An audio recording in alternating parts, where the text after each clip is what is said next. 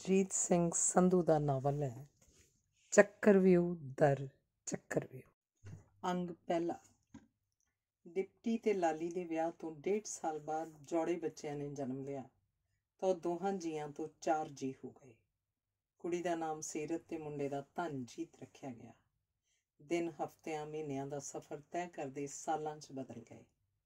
ਧਨਜੀਤ ਤੇ ਸੀਰਤ +2 ਕਰ ਅੱਗੇ ਦੀ ਸੋਚ ਰਹੇ ਸਨ। ਜਦ ਬਾਹਰ ਕਿਸੇ ਹੋਰ ਦੇਸ਼ 'ਚ ਜਾਣ ਦੀ ਗੱਲ ਚੱਲਦੀ ਤਾਂ ਧਨਜੀਤ ਤੇ ਸੀਰਤ ਦੀ ਘੰਟਿਆਂ ਬਹਿਸ ਹੁੰਦੀ। ਧਨਜੀਤ ਪਿੰਡ ਰਹਿ ਕੇ ਹੀ ਆਪਣੇ ਪਾਪਾ ਡਿਪਟੀ ਵਾਂਗ ਖੇਤੀ ਕਰਨਾ ਚਾਹੁੰਦਾ ਸੀ, ਪਰ ਸੀਰਤ ਇਹ ਗੱਲ ਕੱਟ ਰਹੀ ਸੀ। ਉਹਦਾ ਕਹਿਣਾ ਹੁੰਦਾ ਸੀ ਕਿ ਖੇਤੀ ਲਾਹੇਵੰਦ ਧੰਦਾ ਨਹੀਂ ਰਹੇ। ਆਏ ਦਿਨ ਕਿਸਾਨ ਆਤਮ ਹੱਤਿਆ ਕਰ ਰਹੇ ਹਨ, ਅਖਬਾਰਾਂ ਦੀਆਂ ਸੁਰਖੀਆਂ ਬਣਦੇ ਹਨ, ਪਰ ਧਨਜੀਤ ਦਾ ਸਿਧਾਂਤ ਵੱਖਰਾ ਸੀ। ਉਹਦਾ ਮੰਨਣਾ ਸੀ ਕਿ ਜਾਗਰਿਤ ਨੌਜਵਾਨ ਮੁੰਡੇ ਕੁੜੀਆਂ ਨੂੰ ਬਾਹਰਲੇ ਦੇਸ਼ ਨੂੰ ਭੱਜਣ ਦੀ ਬਜਾਏ ਆਪਣੇ ਦੇਸ਼ 'ਚ ਰਹਿ ਕੇ ਕੰਮ ਕਰਨਾ ਚਾਹੀਦਾ ਸੀ। ਪਰ ਸੀਰਤ ਅੱਗੋਂ ਹੱਸ ਪੈਂਦੀ ਸੀ। ਉਹਦਾ ਹਾਸਾ ਮੰਦਰ ਦੀਆਂ ਘੰਟੀਆਂ ਦੀ ਟੁਣਕਾਰ ਵਰਗਾ ਹੁੰਦਾ ਸੀ ਤੇ ਜਦੋਂ ਬੋਲਦੀ ਸੀ ਤਾਂ ਉਹਦੀ ਆਵਾਜ਼ ਦਮਦਾਰ ਤੇ ਗੱਲ ਤਰਕ ਤੇ ਹੁੰਦੀ ਸੀ। ਧਨੀ ਕਾਕਾ, ਆਪਣੇ ਘਰ ਰੋਟੀ ਪੱਕਦੀ ਆ ਤਾਂ ਤੈਨੂੰ ਗੱਲਾਂ ਆਉਂਦੀਆਂ। ਦੇਸ਼ ਦੀ ਰੱਟ ਲਾਈ ਹੁੰਦੀ ਆ ਤੇਰੀ। ਉਹਨਾਂ ਵੱਲ ਵੇਖ ਜਿਨ੍ਹਾਂ ਨੂੰ ਆਥਣ ਦੀ ਰੋਟੀ ਦਾ ਫਿਕਰ ਹੁੰਦਾ। ਇਹ ਕੀ ਫੂਕਣ ਤੇਰੇ ਦੇਸ਼ ਨੂੰ। ਪੜ੍ਹ ਲਿਖ ਕੇ ਬੇਰੁਜ਼ਗਾਰਾਂ ਦੀਆਂ ਹੇੜਾਂ ਫਿਰਦੀਆਂ ਤੇ ਜਦ ਨੌਕਰੀ ਨਹੀਂ ਮਿਲਦੀ ਤਾਂ ਉਹਨਾਂ ਤੋਂ ਮੇਰਾ ਦੇਸ਼ ਮਹਾਨ ਦੇ ਨਾਅਰੇ ਨਹੀਂ ਲਾਏ ਜਾਂਦੇ ਤੇ ਸਰਕਾਰਾਂ ਦੀ ਹਾਏ ਹਾਏ ਉਹਨਾਂ ਦੀ ਮਜਬੂਰੀ ਬਣ ਜਾਂਦੀ ਹੈ। ਕਿਸੇ ਦਾ ਜੀ ਨਹੀਂ ਕਰਦਾ ਠਰੀਆਂ ਰਾਤਾਂ 'ਚ ਵਾਟਰ ਟੈਂਕੀਆਂ ਤੇ ਚੜ੍ਹ ਕੇ ਆਪਣਾ ਰੋਸ ਪ੍ਰਗਟ ਕਰਨ ਨੂੰ। ਕੌਣ ਚਾਹੁੰਦਾ ਪੈਟਰੋਲ ਦੀ ਪੀਪੀ ਆਪਣੇ ਤੇ ਮਧਿਆ ਕੇ ਸੀਕ ਘਸਾ ਲਵਾਂ। ਜਾਨ ਹਰੇਕ ਨੂੰ ਪਿਆਰੀ ਹੈ। ਜਦ ਕਿਸੇ ਕਰਜ਼ੇ ਦੇ 27 ਕਿਸਾਨ ਦੀ ਲਾਸ਼ ਖੇਤ ਕਿਸੇ ਦਰਖਤ ਦੇ ਡਾਹਣੇ ਨਾਲ ਤੋਰੀ ਵਾਂਗ ਲਟਕਦੀ ਆ ਨਾ। ਸੀਰਤ, ਤੂੰ ਤਾਂ ਹਰ ਗੱਲ ਨੂੰ ਮੁੱਦਾ ਬਣਾ ਲੈਂਦੀ ਹੈ। ਚੱਲ ਜੀ ਹੈ ਆ ਤਾਂ ਕਦੇ ਦੂਜੇ ਪਹਿਲੂ ਬਾਰੇ ਵੀ ਸੋਚਿਆ। ਧਨੀ ਆਪਣਾ ਪੱਖ ਰੱਖਦਾ, ਸੀਰਤ ਦੀ ਗੱਲ ਅੱਧ 'ਚੋਂ ਕੱਟ ਦਿੰਦਾ। ਬਹਿਸ ਪੱਕ ਜਾਂਦੀ ਜੋ ਹਰ ਰੋਜ਼ ਦੀ ਤਰ੍ਹਾਂ ਅੱਜ ਵੀ ਭਖੀ ਪਈ ਸੀ। ਦੂਜਾ ਪਹਿਲੂ ਹੈ ਹੀ ਨਹੀਂ। ਸੀਰਤ ਹਾਰ ਮੰਨਣ ਵਾਲੀ ਨਹੀਂ ਸੀ। ਹੈ ਨਹੀਂ, ਹੈ ਕਿਉਂ ਨਹੀਂ? ਮੈਰਿਜ ਪੈਲੇਸਾਂ 'ਚ ਜਾ ਕੇ ਵੇਖੀ ਦੂਜਾ ਪਹਿਲੂ। ਕੌਣ ਕਹਿੰਦਾ ਮਣਾ ਮੂੰਹ ਕਰਜ਼ਾ ਲੈ ਕੇ ਵੱਡੇ ਵੱਡੇ ਵਿਆਹ ਕਰਨ ਨੂੰ। ਬੈਂਕ ਤੋਂ ਲੋਨ ਲਿਆ ਕਿਸੇ ਹੋਰ ਕਾਰਨ ਵਾਸਤੇ ਹੁੰਦਾ ਹੈ, ਪਰ ਪੈਸਾ ਲਾਇਆ ਵਿਆਹ ਤੇ ਹੁੰਦਾ। ਵਿਆਹ ਵੀ ਛੋਟਾ ਨਹੀਂ, ਇੰਨਾ ਵੱਡਾ ਕਿ ਕੇਰਾਂ ਤਾਂ ਬੱਲੇ ਬੱਲੇ ਕਰਾਈ ਪਈ ਹੁੰਦੀ ਹੈ। ਪਰ ਪਤਾ ਉਸ ਵੇਲੇ ਲੱਗਦਾ ਜਦ ਆਪਦੀ ਬੱਲੇ ਬੱਲੇ ਬੋਲਦੀ ਆ। ਤਕਾਵੀਆਂ ਵਾਲੇ ਘਰ ਗੇੜੇ ਮਾਰਦੇ ਆ। ਕਰਜ਼ ਚੁੱਕਿਆ ਹੁੰਦਾ ਡੈਰੀ ਫਾਰਮ ਖੋਲ੍ਹਣ ਵਾਸਤੇ, ਪਰ ਘਰੇ ਆਈ ਹੁੰਦੀ ਹੈ ਚਮਚਮਾਂਦੀ ਕਾਰ। ਹਰ ਐਰੀ ਗੈਰੀ ਨੱਥੂ ਖੈਰੀ ਦੇ ਹੱਥ 'ਚ 20,000 ਤੋਂ ਘੱਟ ਫੋਨ ਨਹੀਂ ਹੁੰਦਾ। ਬੁਲੇਟ ਮੋਟਰਸਾਈਕਲ ਤੇ ਪਟਾਕੇ ਪਾਉਂਦੇ ਨੌਜਵਾਨਾਂ ਨੂੰ ਵੇਖੀ। ਉਹਨਾਂ ਦੇ ਸਿਰ ਤੇ ਕਾਟੋ ਕੱਟ ਦੱਸਣਗੇ ਦੂਜਾ ਪਹਿਲੂ।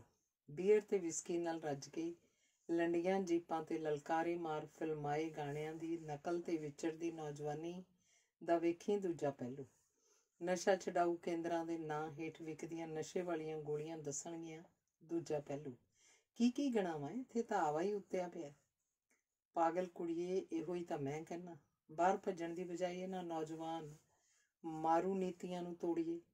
ਧਨੀ ਨੇ ਸੱਜੇ ਹੱਥ ਦੀ ਮੁੱਕੀ ਬਣਾ ਆਪਣੇ ਖੱਬੇ ਹੱਥ ਦੀ ਤਲੀ ਤੇ ਮਾਰੀ। ਕੋਈ ਕਿਸੇ ਦੇ ਆਖੇ ਨਹੀਂ ਲੱਗਦਾ ਧਨੀ ਵੀਰਿਆ। ਚੋਣਾਂ ਆਉਂਦੀਆਂ, ਲੋਕ ਵਰਗਲਾ ਲਏ ਜਾਂਦੇ ਆ। ਚੰਦ ਸਿੱਕਿਆਂ ਤੇ ਵਰਗਲਾ ਲਏ ਜਾਂਦੇ ਆ। ਕੁਝ ਕੁ ਤਾਂ ਕੁਝ ਹੋਰ ਲਾਲਚ ਦੇ ਕੇ ਵੱਡੇ ਵੱਡੇ ਲਾਲਚ ਤੇ ਵਿਕ ਜਾਂਦੇ ਆ। ਛੋਟੇ ਛੋਟੇ ਲਾਲਚ ਤੇ ਫਿਰ 5 ਸਾਲ ਉਹੀ ਹਾਲ। ਜਿਵੇਂ ਕਹਿੰਦੇ ਹੁੰਦੇ ਆ, ਉਹ ਕਹੀ ਉਹ ਕੁਹਾੜੀ। ਹਰ ਧੰਦਾ ਚੌਪਟ। ਵੱਡੇ ਵੱਡੇ ਘਰਾਣੇ ਸਨਅਤਕਾਰ ਜਿਵੇਂ ਸਰਕਾਰ ਨੂੰ ਚਾਹੁਣ ਨਚਾਈ ਜਾਂਦੇ ਆ। ਉਹੋ ਹੀ ਤੈਅ ਕਰਦੇ ਆ ਸਰਕਾਰਾਂ। ਤੂੰ ਮੈਂ ਕੀ ਕਰ ਲੈਣਾ? ਸੀਰਤ ਨੇ ਲੰਬਾ ਸਾਰਾ ਸਾਹ ਖਿੱਚਿਆ। ਤੇ ਮੈਂ ਕੀ ਕਰ ਲੈਣਾ? ਜੇ ਸਾਰੇ ਐਂ ਸੋਚਣ ਲੱਗ ਪਈਏ ਫਿਰ ਤਾਂ ਰਹਿੰਦਾ ਬੇੜਾ ਵੀ ਛੇਤੀ ਗਰਕ ਜਾਊ। ਇਸ ਗਰਕ ਰਹੇ ਬੇੜੇ ਨੂੰ ਉੱਪਰ ਚੁੱਕਣ ਦਾ ਠੇਕਾ ਨਹੀਂ ਲਿਆ ਆਪਾਂ। ਮੈਂ ਤਾਂ ਕੈਨੇਡਾ ਜਾਂ ਅਮਰੀਕਾ ਵੱਜਣਾ, ਸਿੱਧੀ ਗੱਲ ਆ। ਸੋ ਸੀਰਤ ਨੇ ਹੱਥ ਦਾ ਜਹਾਜ਼ ਬਣਾ ਕੇ ਜਿਵੇਂ ਉਡਾਨ ਭਰੀ ਹੋਵੇ। ਕੰਮਲੀ ਹੋਈਏ ਤੇਰੇ ਵਰਗੀਆਂ ਛੋਲੀਆਂ 50-50 ਨੂੰ ਟੁੱਕੇ ਬਾਬਿਆਂ ਦੇ ਲੜ ਲੱਗ ਕੇ ਵਿਦੇਸ਼ ਪਹੁੰਚਦੀਆਂ ਤੇ ਜਿਹੜੀ ਫਿਰ ਉੱਥੇ ਜਾ ਕੇ ਦੁਰਦਸ਼ਾ ਹੁੰਦੀ ਹੈ। ਨਾ ਤੈਥੋਂ ਭੁੱਲਾ ਤੇ ਨਾ ਮੈਥੋਂ। ਜਾਣਾ ਇਹਨੇ ਬਾਹਰ ਵੱਡੀ ਨੇ। ਮੈਂ ਉਹਨਾਂ ਕੁੜੀਆਂ ਵਰਗੀ ਮੂਰਖ ਨਹੀਂ, ਨਾ ਹੀ ਮੇਰੇ ਮਾਂ ਪਿਓ ਮੂਰਖ ਆ। जो करांगे अखां खोल के करांगे, कानून के दायरे च। नाले बाहर जाके गल कल्ला पैसा बनाउण दी नहीं, मेन मुद्दा है बाहरले देशां दे कानून जो तुहानूं तुहाडा हक दिंदे आ। अपने इत्थे है कि सिवाए झूठ फरेब दे। कमलीए भैणे, जे आपां सारे हैं सोचण लग पे फिर इस देश नूं बचाऊ कौन? धनी ने फकारा जिहा मारिया लंबा साह लैके। भगत सिंह होना की खट लिया देश नूं बचाउण दा ठेका लैके। मैं तां कहनी अपणियां जवानियां अजाई गुआ लईआं। देश दी मालक बन बैठी ਉਹ जमात जिन्हां दी चीची नूं भी लहू नहीं लगा। अजे तां अगे अगे वेखी की वापरदा है। मैनूं लगदा जे ਇਹੋ हाल ਰਿਹਾ इस देश ਦੀ ਵਾਗਡੋਰ ਜੇ ਹੁਣ ਵਪਾਰੀ ਵਰਗ ਕੋਲ ਆ ਤਾਂ ਕਿਸੇ ਦਿਨ ਨੂੰ ਸਾਧਾਂ ਸੰਤਾਂ ਪਖੰਡੀਆਂ ਦੇ ਹੱਥ ਆ ਜਾਣੀਆਂ। ਲੋਕਾਂ ਨੂੰ ਉਹਨਾਂ ਦੀ ਅੰਨੀ ਸ਼ਰਧਾ ਹੀ ਲੈ ਬੈਠੂ। ਭੈਣ ਮੇਰੀਏ, ਤੇਰੇ ਨਾਲ ਕੌਣ ਬਹਿਸ ਕਰੇ? ਮੈਂ ਤਾਂ ਨਾਨੇ ਕੋਲ ਜਾਣਾ, ਉਹਦੀਆਂ ਸੁਣਦਾ ਚਾਰ, ਹੋ ਸਕਿਆ ਤਾਂ ਉਧਰ ਹੀ ਪੈ ਜਾऊं। ਆਖ ਧਨੀ ਆਪਣੇ ਕਮਰੇ 'ਚ ਗਿਆ ਤੇ ਅਲਮਾਰੀ 'ਚੋਂ ਇੱਕ ਡਾਇਰੀ ਕੱਢ ਕੱਚ 'ਚ ਲੈ ਲਈ ਤੇ ਲੋਹੇ ਦੀ ਬੁੱਕਲ ਮਾਰ ਲਈ। ਉਹ ਡਾਇਰੀ ਉਹਨੂੰ ਆਪਣੇ ਪਾਪਾ ਡਿਪਟੀ ਦੀ ਕਿਤਾਬਾਂ ਦੀ ਅਲਮਾਰੀ 'ਚੋਂ ਮਿਲੀ ਸੀ। ਉਲਟ ਪੁਲਟ ਕੇ ਵੇਖਿਆ, हैरानगी हुई सी ते अज उन्हें वो डायरी पढ़न दी सोची सी।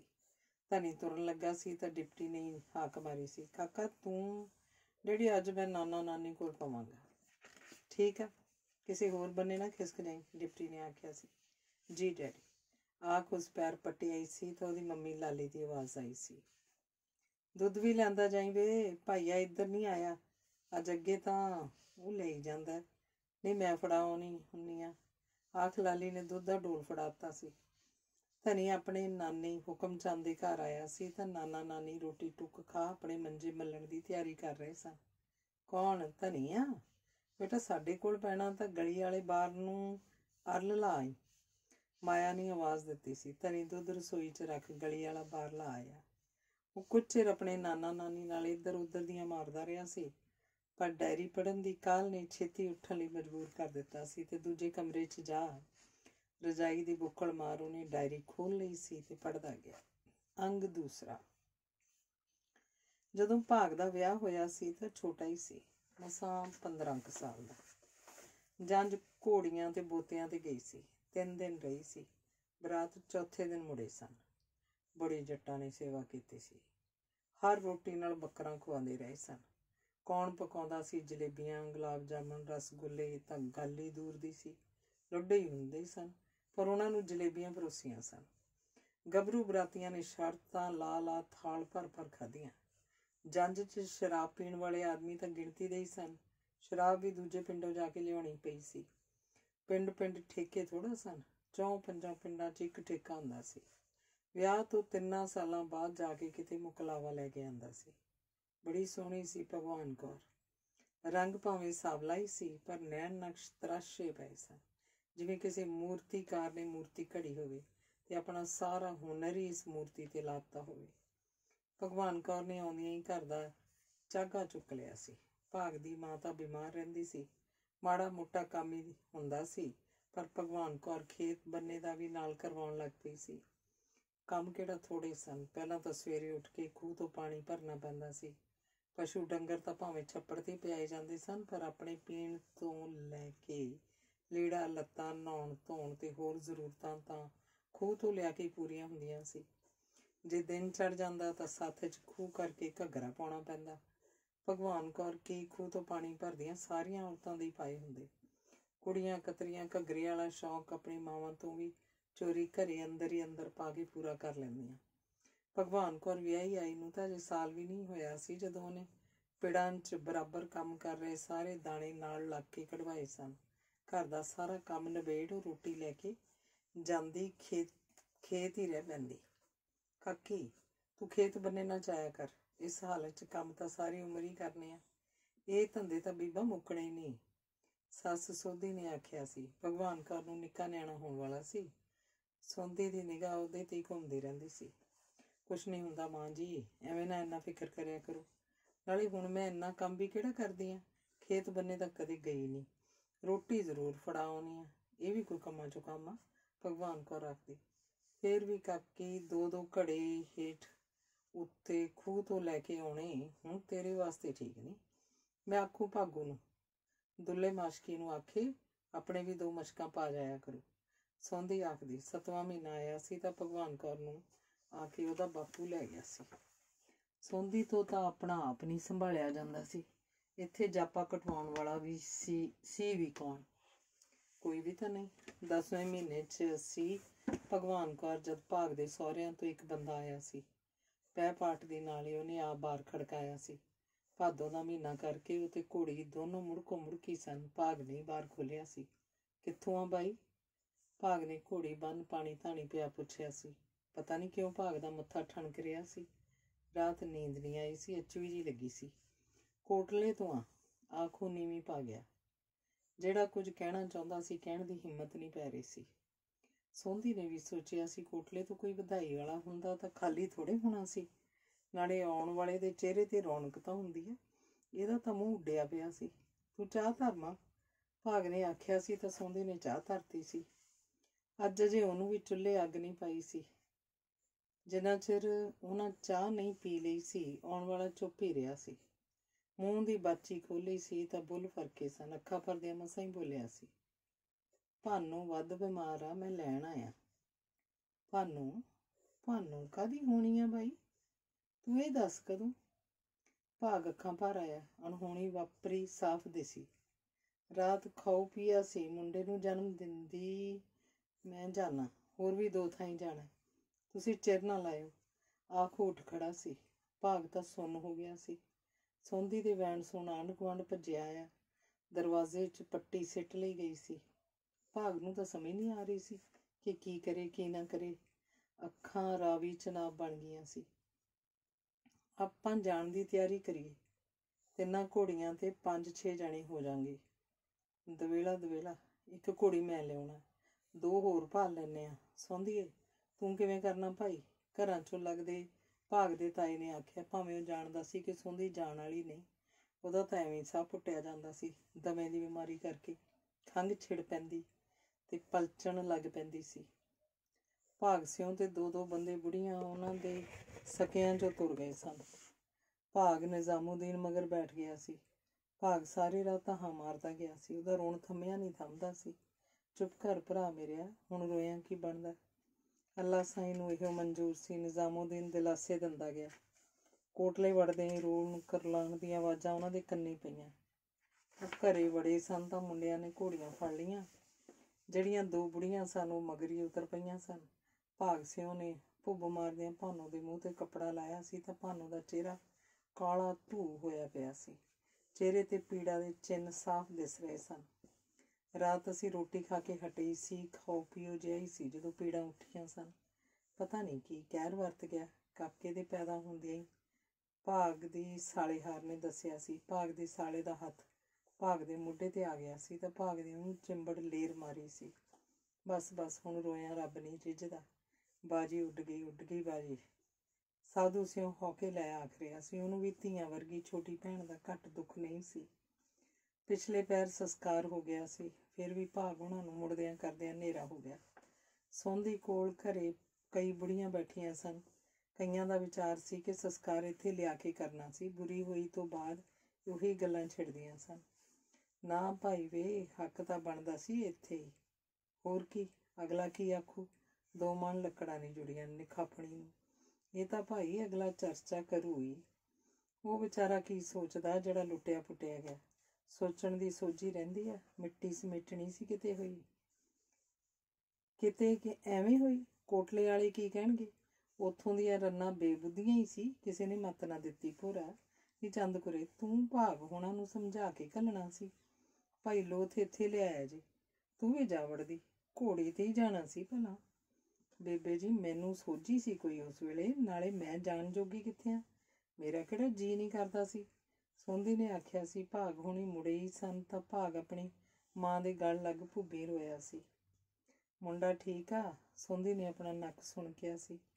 ਚੁੰਨੀ ਦੇ ਪੱਲੇ ਨਾਲ ਆਪਣੀਆਂ ਅੱਖਾਂ ਪੂੰਝੀਆਂ ਸੀ। ਮੁੰਡਾ ਸੁੱਝਦਾ ਸੀ ਮੈਨੂੰ ਮਾਂ ਮੇਰੀ। ਮੁੰਡਾ ਕਾਹਦਾ? ਕਾਲ ਸੀ ਉਹਦਾ, ਕਾਲ। ਉਹ ਬਾਜੀ ਤਾਂ ਹੱਥੋਂ ਗਈ ਲਾਲਵੇ। ਹੁਣ ਤਾਂ ਇਹ ਸੋਚਣ ਦੀ ਲੋੜ ਆ ਉਸ ਭੋਰਾ ਭਰ ਬੋਟ ਦਾ ਬਣੂ ਤਾਂ ਕੀ ਬਣੂ। ਉਹੀ ਤਾਂ ਆਪਣੇ ਕੋਲ ਇੱਕ ਨਿਸ਼ਾਨੀ ਰਹਿ ਜਾਣੀ ਆ ਨਕਰਮੀ ਦੀ। ਸੌਂਦੀ ਨੂੰ ਮੂਲ ਨਾਲੋਂ ਵਿਆਜ ਪਿਆਰਾ ਲੱਗਣ ਵਾਲੀ ਗੱਲ ਸੀ। ਉਹਦਾ ਸਾਰਾ ਧਿਆਨ ਭਾਨੂ ਦੀ ਮੌਤ ਵੱਲੋਂ ਹਟ ਉਹਦੇ ਪੇਟੋਂ ਜਨਮੇ ਉਸ ਬਾਲ ਵੱਲ ਕੇਂਦਰਿਤ ਹੋ ਗਿਆ ਸੀ, ਜਿਹਨੂੰ ਇਸ ਧਰਤੀ ਤੇ ਆਇਆ ਜੇ ਕੁਝ ਘੰਟੇ ਹੋਏ ਸੀ। ਉਸ ਲਈ ਫਿਕਰਮੰਦ ਹੋਣ ਲੱਗ ਪਈ ਸੀ। ਹਾਇਓ ਮੇਰਿਆ ਰੱਬਾ, ਆਖ ਭਾਗ ਉੱਠਿਆ ਸੀ ਤੇ ਤੌੜਾ ਪਾਣੀ ਦੀ ਬਾਲਟੀ 'ਚ ਪਲਟ ਨਹਾਉਣ ਲੱਗ ਪਿਆ। ਉਹ ਸਵੇਰ ਦਾ ਅੱਕਲ ਕਾਣ ਹੋਇਆ ਪਿਆ ਸੀ। ਨਹਾਉਣ ਵੀ ਕਿਹੜਾ, ਉਹ ਆਪ ਉੱਠਿਆ ਸੀ। ਜਾਂ ਇੰਨੀ ਹੋਸ਼ ਸੀ ਕਿ ਪਿੰਡੇ ਤੇ ਪਾਣੀ ਪਾ ਲਵਾਂ। ਇਹ ਤਾਂ ਇੱਕ ਮਾਈ ਨੇ ਆਖਿਆ ਸੀ, ਤੂੰ ਪਿੰਡੇ ਤੇ ਪਾਣੀ ਪਾ ਕਾਕਾ, ਪੂਰਾ ਸੁਰਤਾ ਵੇ ਟਿਕਾਣੇ। ਵਿਚਾਰਾ ਮਾਸ਼ਕੀ ਪਾ ਗਿਆ ਸੀ। ਇੱਕ ਮਸ਼ਕ ਹੋਰ ਪੱਠੇ ਵੀ ਸਾਡੇ ਛੋਰਾਂ ਨੇ ਲਿਆਤੇ ਸੀ। ਉੱਠ ਪਾ ਪਿੰਡੇ ਤੇ ਪਾਣੀ, ਆਖਿਆ ਸੀ ਤਾਂ ਫਿਰ ਕਿਤੇ ਜਾ ਕੇ ਉੱਠਿਆ ਸੀ। ਫੁੱਲ ਚੁਗੇ, ਭੋਗ ਪਿਆ। ਫੁੱਲ ਗੰਗਾ ਲੈ ਕੇ ਜਾਣ ਦੀ ਵਿਚਾਰ ਇਹ ਬਣੀ ਕਿ ਅੱਸੂ ਕੱਤੇ 'ਚ ਕੰਮ ਦਾ ਕੱਸ ਪੈ ਜਾਂਦਾ ਹੈ।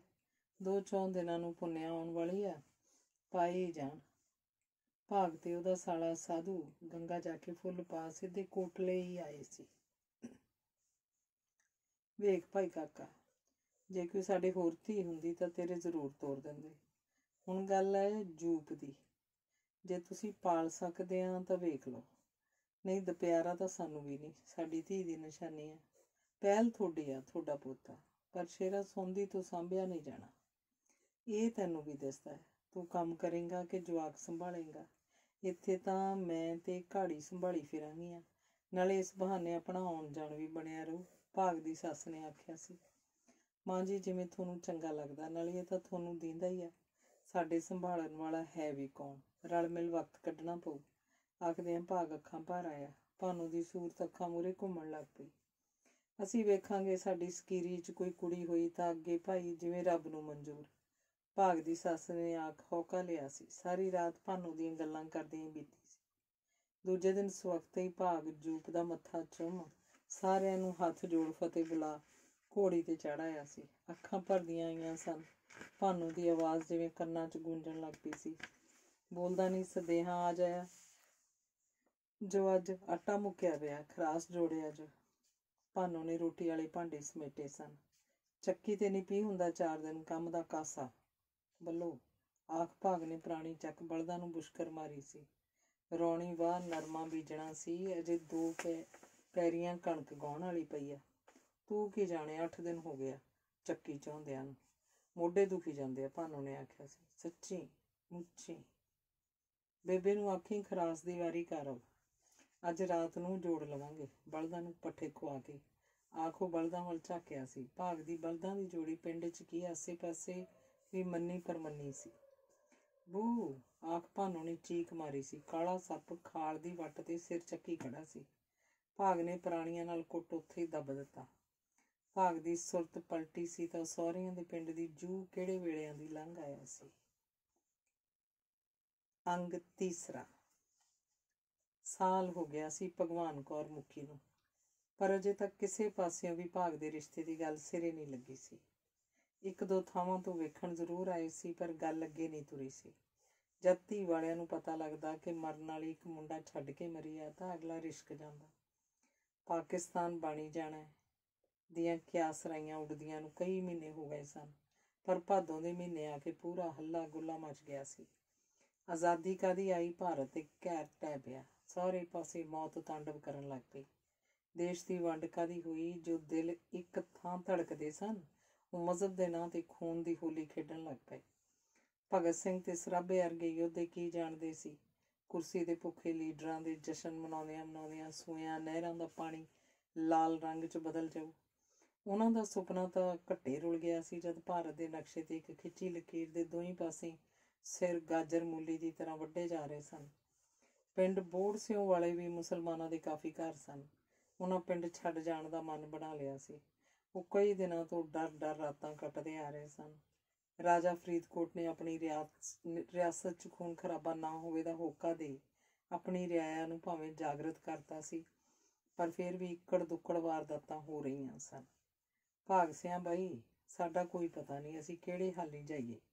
ਮੈਂ ਤੇਰੇ ਨਾਲ ਇੱਕ ਗੱਲ ਕਰਨ ਆਇਆ।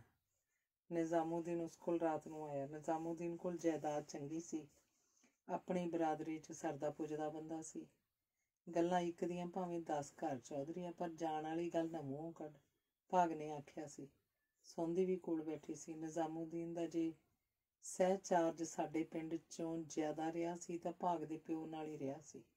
ਦੋਹੇ ਇੱਕ ਦੂਜੇ ਦੇ ਦੁੱਖ ਸੁੱਖ ਦੇ ਸਾਂਝੇ ਰਹੇ ਸਨ। ਇੱਕ ਦੇ ਕੰਡਾ ਚੁਭਦਾ ਸੀ, ਪੀੜ ਦੂਜਾ ਮਹਿਸੂਸ ਕਰਦਾ ਆਇਆ ਸੀ। ਖੇਤ ਬੰਨੇ ਦੀ ਸਾਂਝ ਪੂਰੀ ਰਹੀ ਸੀ। ਹੁਣ ਜ਼ਿਆਦਾ ਗੱਲਾਂ 'ਚ ਕੋਈ ਫਾਇਦਾ ਹੀ ਨਹੀਂ। ਅਸੀਂ ਅੱਜ ਹੀ ਰਾਤ ਨੂੰ ਤੁਰਨਾ। ਮੈਨੂੰ ਸਾਰੇ ਪਿੰਡ ਦਾ ਧਿਆਨ ਮਾਰਿਆ ਤੂੰ ਹੀ ਦਿਸਿਆ ਜਿਹੜਾ ਮੇਰਾ ਦੁੱਖ ਸਮਝ ਸਕਦਾ ਹੈ।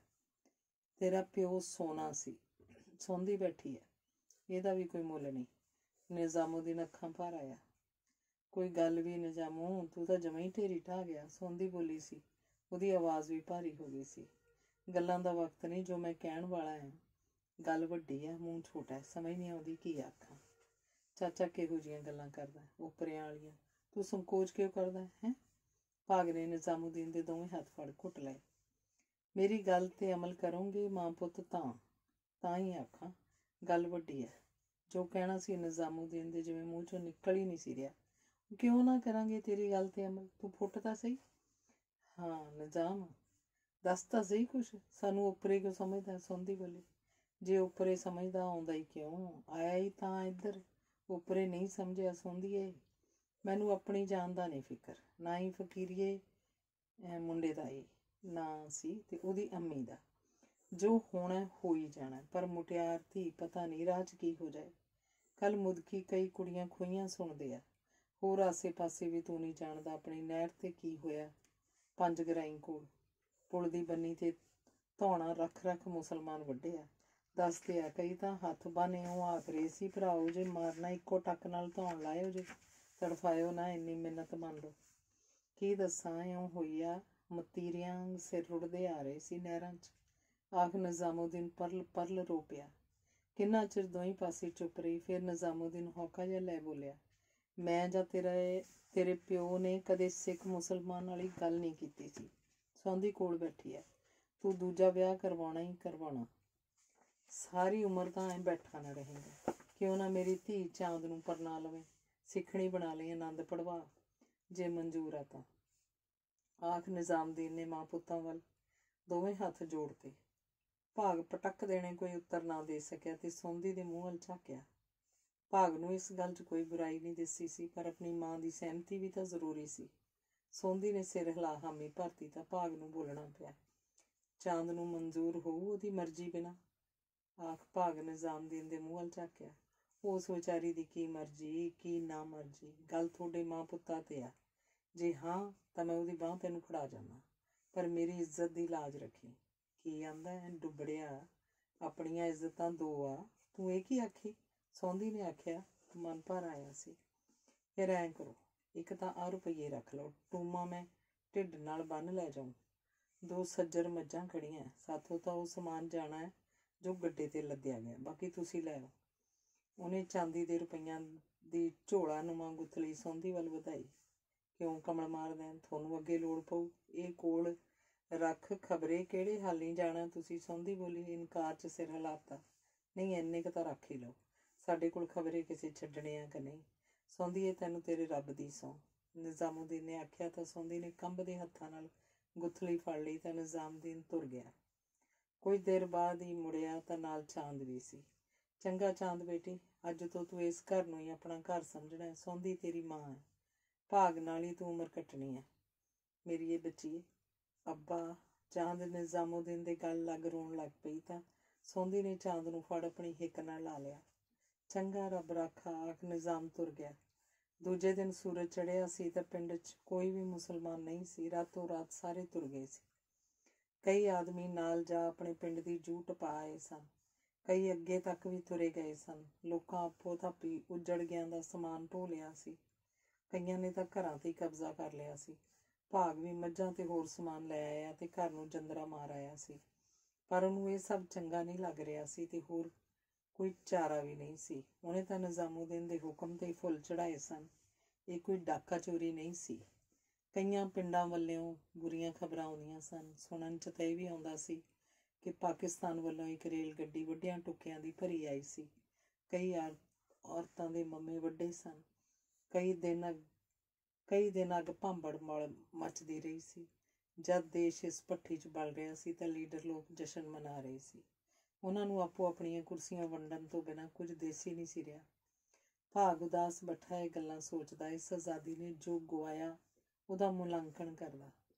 ਚਾਂਦ ਦੇ ਦਿਲ 'ਚੋਂ ਇੱਕ ਹੂਕ ਉੱਠਦੀ ਸੁਣਦੀ, ਜੋ ਬੱਦਲਾਂ ਦੀ ਗੜਗੜਾਹਟ 'ਚ ਬਦਲ ਜਾਂਦੀ।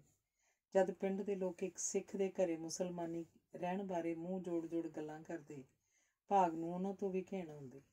ਹੌਲੀ ਹੌਲੀ ਰੌਲਾ ਗੌਲਾ ਮੱਠਾ ਪੈ ਗਿਆ। ਉਜਾੜੇ ਵਾਲੇ ਲੋਕ ਕੈਂਪਾਂ 'ਚ ਪਹੁੰਚ ਚੁੱਕੇ ਸਨ। ਕਈਆਂ ਨੇ ਆਪਣੀਆਂ ਰਿਸ਼ਤੇਦਾਰੀਆਂ ਆ ਮੱਲੀਆਂ। ਭਾਗ ਚਾਂਦ ਵੱਲ ਅਜੇ ਤੱਕ ਅੱਖ ਭਰ ਕੇ ਨਹੀਂ ਝਾਕਿਆ ਸੀ। ਚਾਂਦ ਦੀ ਮੰਜੀ ਸੌਂਦੀ ਕੋਲੀ ਹੁੰਦੀ ਸੀ। ਲੋਕੀ ਵੱਧ ਚਰਚਾ ਕਰਦੇ, ਆਪਾਂ ਨੂੰ ਆਨੰਦ ਕਾਰਜ ਕਰਾਉਣੇ ਪੈਣਗੇ। ਕੌਰ ਨਾਂ ਦੇਣਾ ਪਊ, ਚੰਦ ਕੌਰ। ਮੇਰੀ ਗੁਰਦੁਆਰੇ ਵਾਲੇ ਭਾਈ ਨਾਲ ਗੱਲ ਹੋਈ ਆ, ਉਹ ਆਨੰਦ ਪੜ੍ਹ ਦਿਓ, ਭਾਗ ਨੇ ਆਖਿਆ। ਜਿਵੇਂ ਤੁਹਾਨੂੰ ਚੰਗਾ ਲੱਗੇ।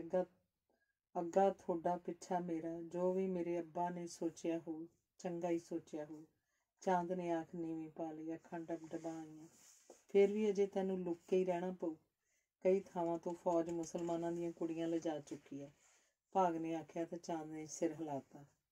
ਚੰਦਕੁਰੀ ਠੀਕ ਰਹੂ, ਮੈਂ ਗ੍ਰੰਥੀ ਨਾਲ ਗੱਲ ਕਰ ਆਉਣਾ, ਉਹਦੇ ਕੰਨੀ ਸੋਰੀ ਤਾਂ ਭਾਵੇਂ ਕੱਢੀ ਆ। ਚੰਗਾ ਜੀ, ਐਂ ਕਰ ਲਓ।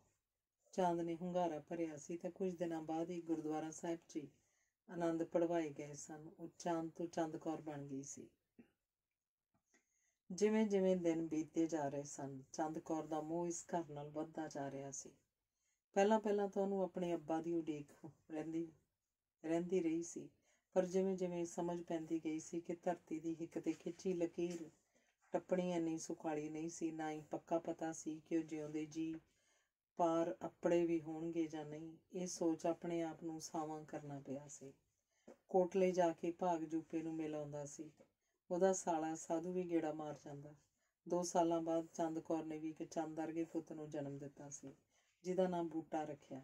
ਸੌਂਦੀ ਹੁਣ ਇਸ ਗੱਲ ਤੇ ਪੂਰਾ ਜ਼ੋਰ ਦੇਈ ਆਉਂਦੀ ਸੀ ਕਿ ਜੂਪੇ ਨੂੰ ਵੀ ਕੋਟਲੇ ਤੋਂ ਲਿਆਂਦਾ ਜਾਏ, ਪਰ ਭਾਗ ਦਾ ਕਹਿਣਾ ਸੀ ਕਿ ਉੱਥੇ ਕਿਹੜੇ ਉੱਪਰੇ ਥਾਂ ਹੈ, ਪਲੀ ਜਾਂਦਾ, ਪਲੀ ਜਾਣਦੀ ਏ, ਸਾਰੀ ਉਮਰ ਇੱਥੇ ਹੀ ਰਹਿਣਾ। ਤੇਰੀ ਮਰਜ਼ੀ ਆ ਭਾਈ, ਨਾਕੀ ਰਹਿ ਕੇ ਜਵਾਕ ਹੱਥੋਂ ਨਿਕਲ ਜਾਂਦੇ ਆ। ਮੈਂ ਇਹ ਨਹੀਂ ਕਹਿੰਦੀ ਉਹ ਉੱਪਰਿਆ, ਸ਼ਾਬਾਸ਼ ਹੀ ਉਹਨਾਂ ਦੇ ਜਿਹੜੇ ਪਾਲੀ ਜਾਂਦੇ ਆ।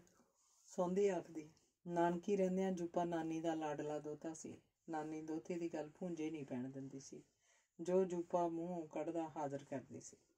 ਜੂਪੇ ਦਾ ਮਾਮਾ ਤੇ ਮਾਮੀ ਵੀ ਇਹ ਗੱਲ ਤੋਰਦੇ ਸਨ ਕਿ ਜੂਪੇ ਨੂੰ ਉਹਦੇ ਪਿੰਡ ਵਾੜੀਏ, ਆਪਣਿਆਂ 'ਚ ਉਹਦਾ ਮੋਹ ਪਵੇ, ਪਰ ਉਹਨਾਂ ਦੀ ਇਹ ਗੱਲ ਨਾਨੀ ਦੇ ਮੇਚ ਨਾ ਆਉਂਦੀ। ਉਹਦੀ ਇੱਕੋ ਗੱਲ ਹੁੰਦੀ, ਹੁਣ ਆਪਣੀ ਧੀ ਦੀ ਅੰਸ ਨੂੰ ਮਤਰੇਈ ਦੇ ਵੱਸ ਕਿਵੇਂ ਪਾ ਦਿਆਂ।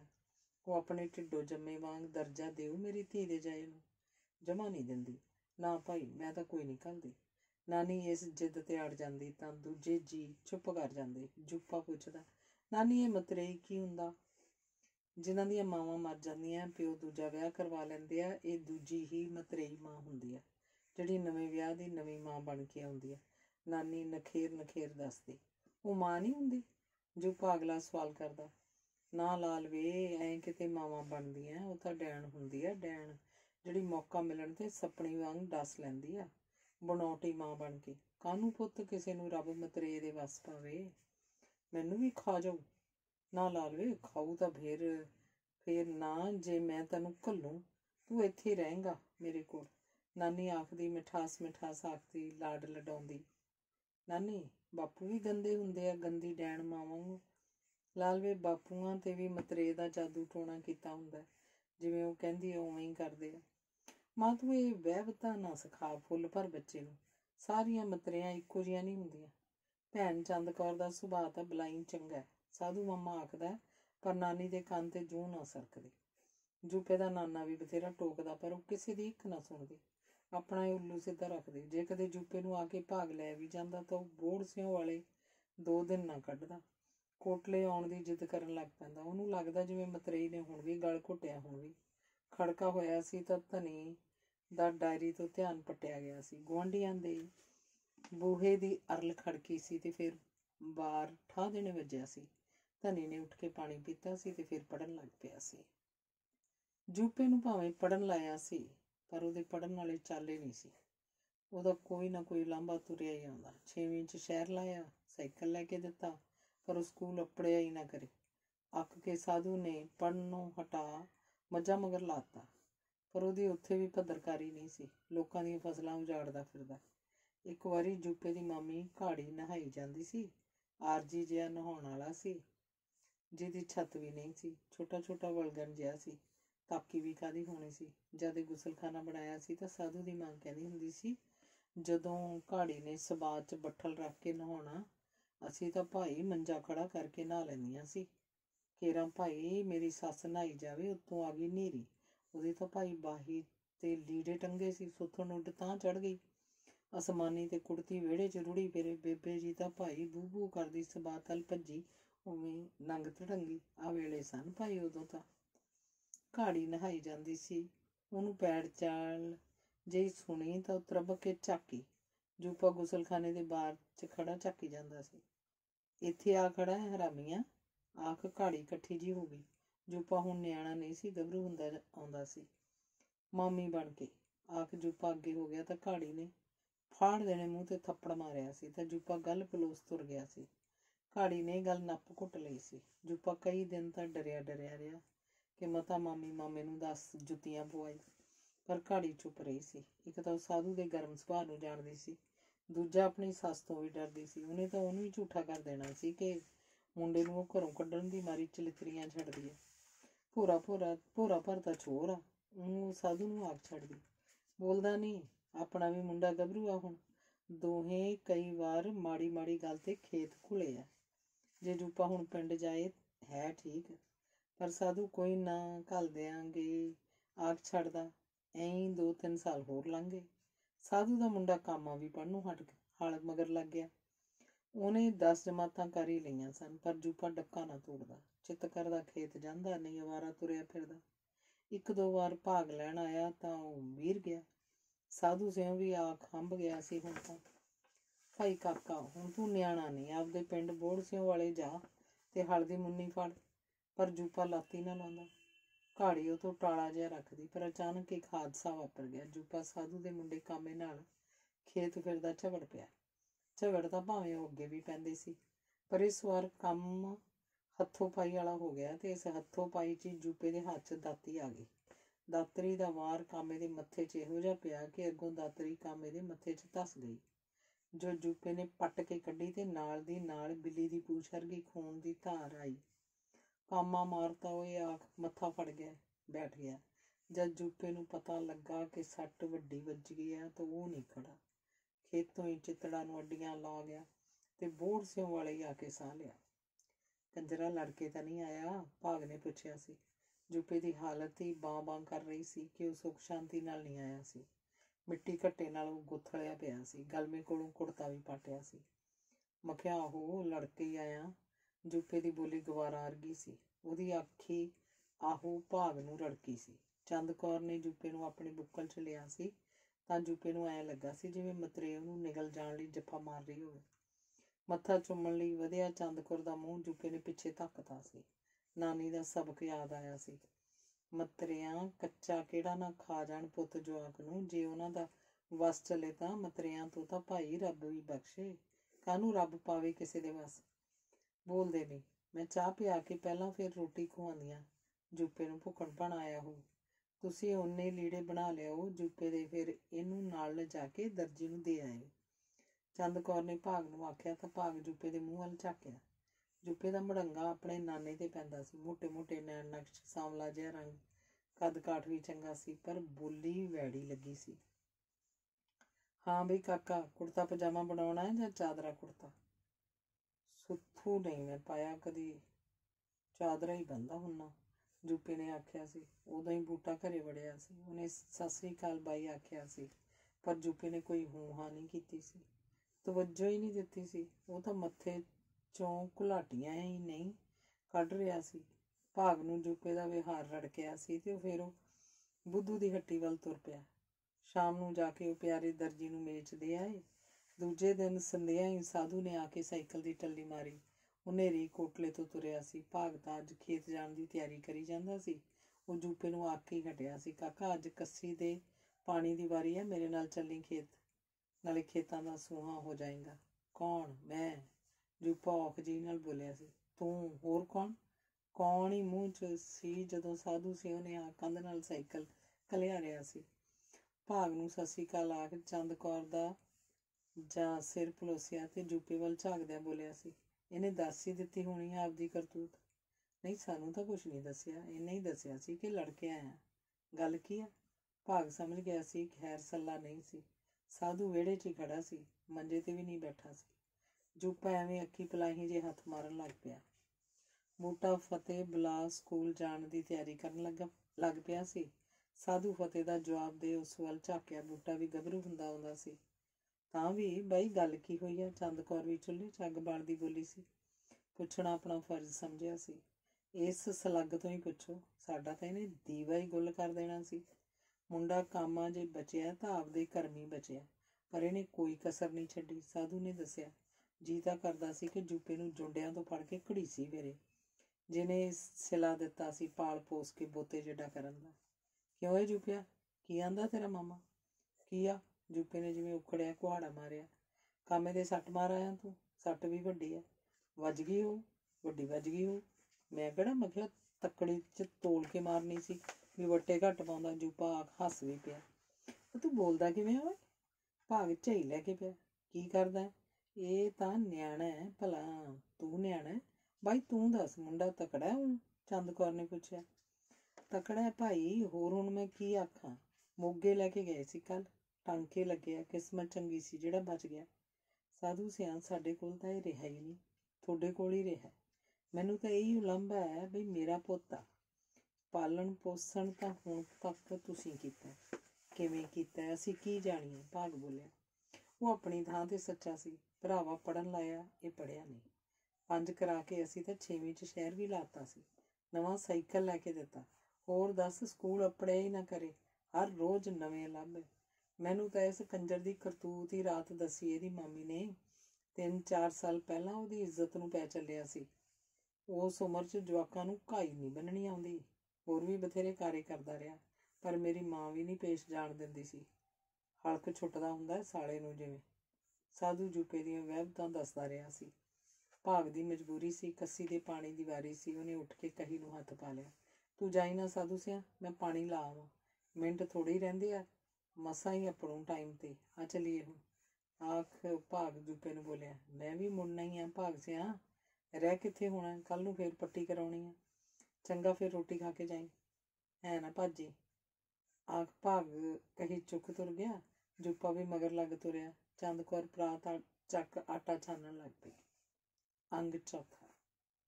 ਜੂਪੇ ਨੂੰ ਕੋਟਲੇ ਤੋਂ ਆਇਆ ਸਾਲ ਹੀ ਹੋ ਗਿਆ ਸੀ, ਪਰ ਉਹਨੇ ਕਦੀ ਡੱਕਾ ਤੋੜ ਕੇ ਦੋਹਰਾ ਨਹੀਂ ਕੀਤਾ ਸੀ। ਸਾਰਾ ਦਿਨ ਉਹਦਾ ਵੱਡੇ ਪਿੱਪਲ ਹੇਠ ਤਾਸ਼ ਵਾਲਿਆਂ ਕੋਲ ਹੀ ਬੀਤਦਾ। ਖੇਤ ਜਾਂਦਾ ਵੀ ਤਾਂ ਘੰਟਾ ਘੜੀ ਮਸਾਂ ਠਹਿਰਦਾ। ਜਰਦਾ ਲਾਉਣਾ, ਸਿਗਰਟਾਂ ਪੀਣੀਆਂ ਉਸ ਲਈ ਆਮ ਜੀ ਗੱਲ ਸੀ। ਬੂਟਾ ਵੀ 9ਵੀਂ ਜਮਾਤ 'ਚੋਂ ਹਟ ਕੇ ਘਰ ਦੇ ਕੰਮ ਨੂੰ ਜੁਟ ਗਿਆ ਸੀ।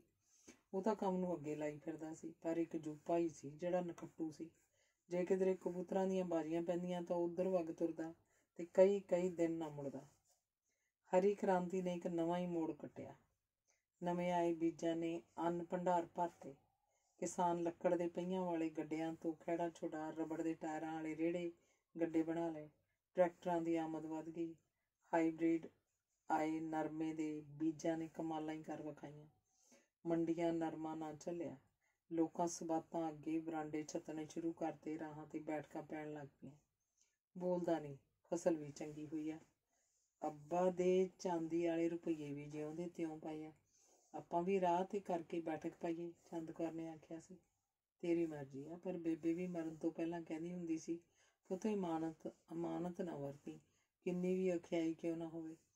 ਬੇਬੇ ਆਪਣੀ ਥਾਂ ਸੱਚੀ ਸੀ, ਪਰ ਹੁਣ ਆਪਾਂ ਨੂੰ ਵੀ ਪਤਾ ਅੱਬਾ ਨੇ ਕਾਹਦਾ ਹੋਣਾ।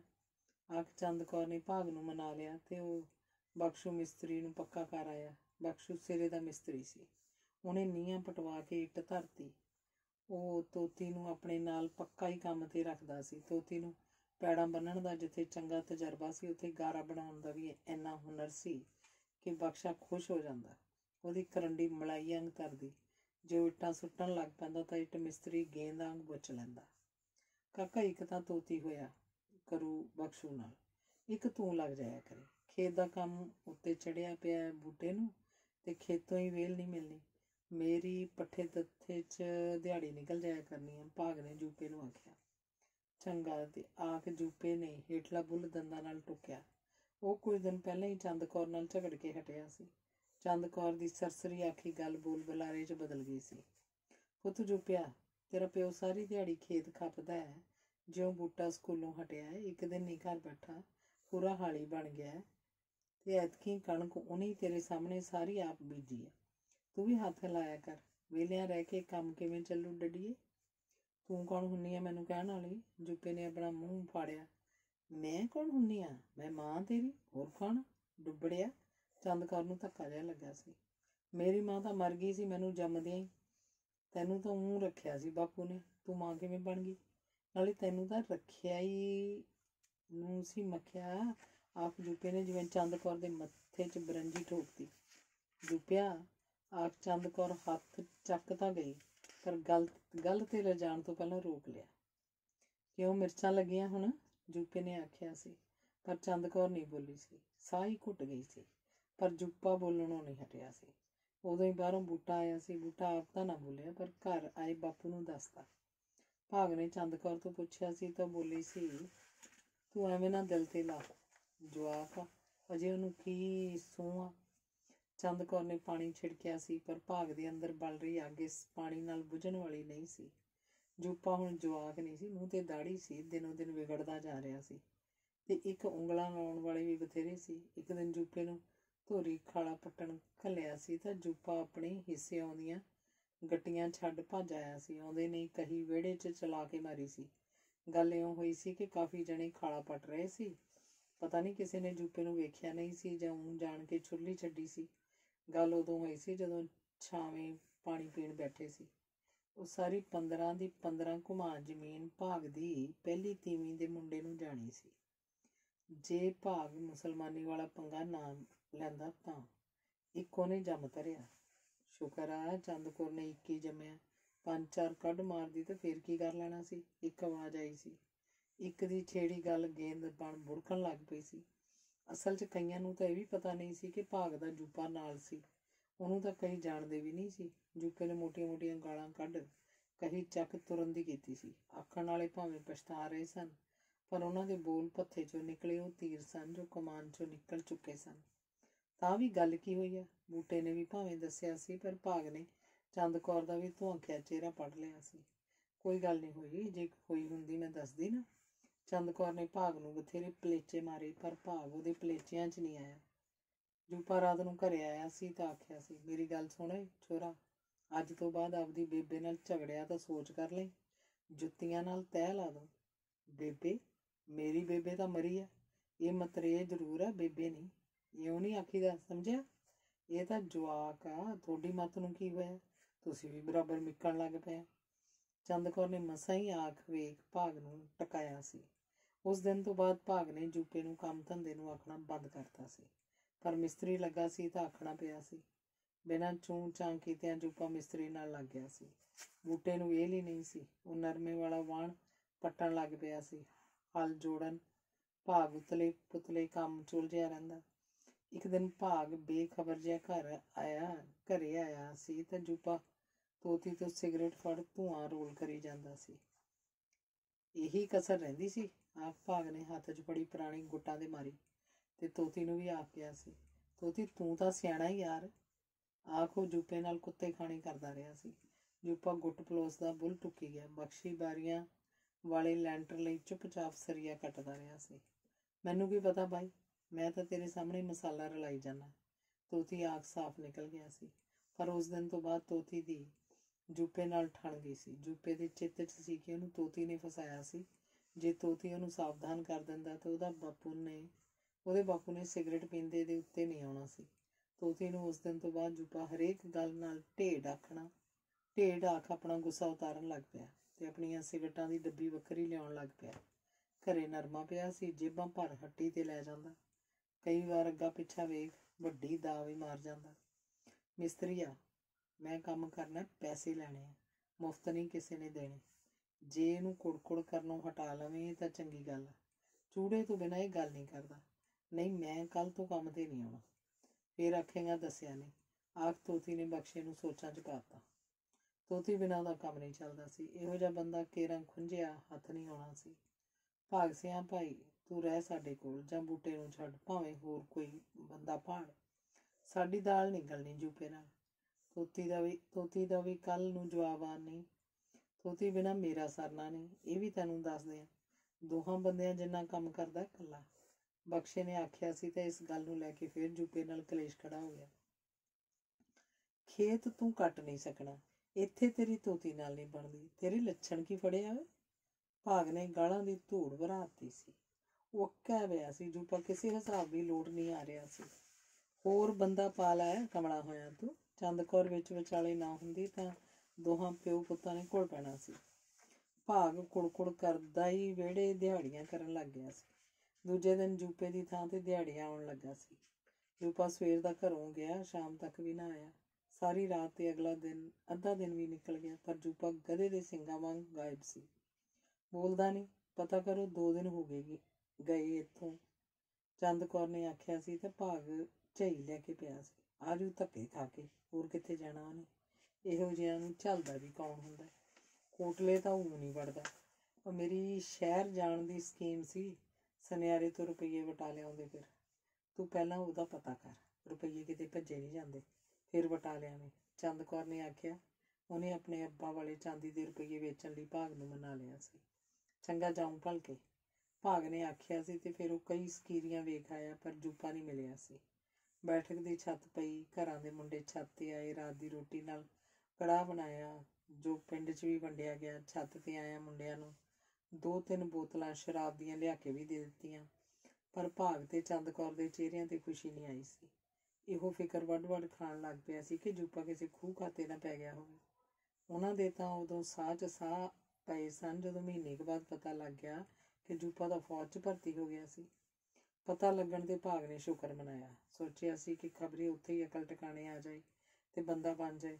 ਫੌਜ 'ਚ ਤਾਂ ਮਨਮਰਜ਼ੀਆਂ ਚੱਲਣੀਆਂ ਨਹੀਂ ਸੀ। ਬਗਾਨੇ ਪੁੱਤਾਂ ਸਿੱਧਾ ਕਰ ਦੇਣਾ ਸੀ।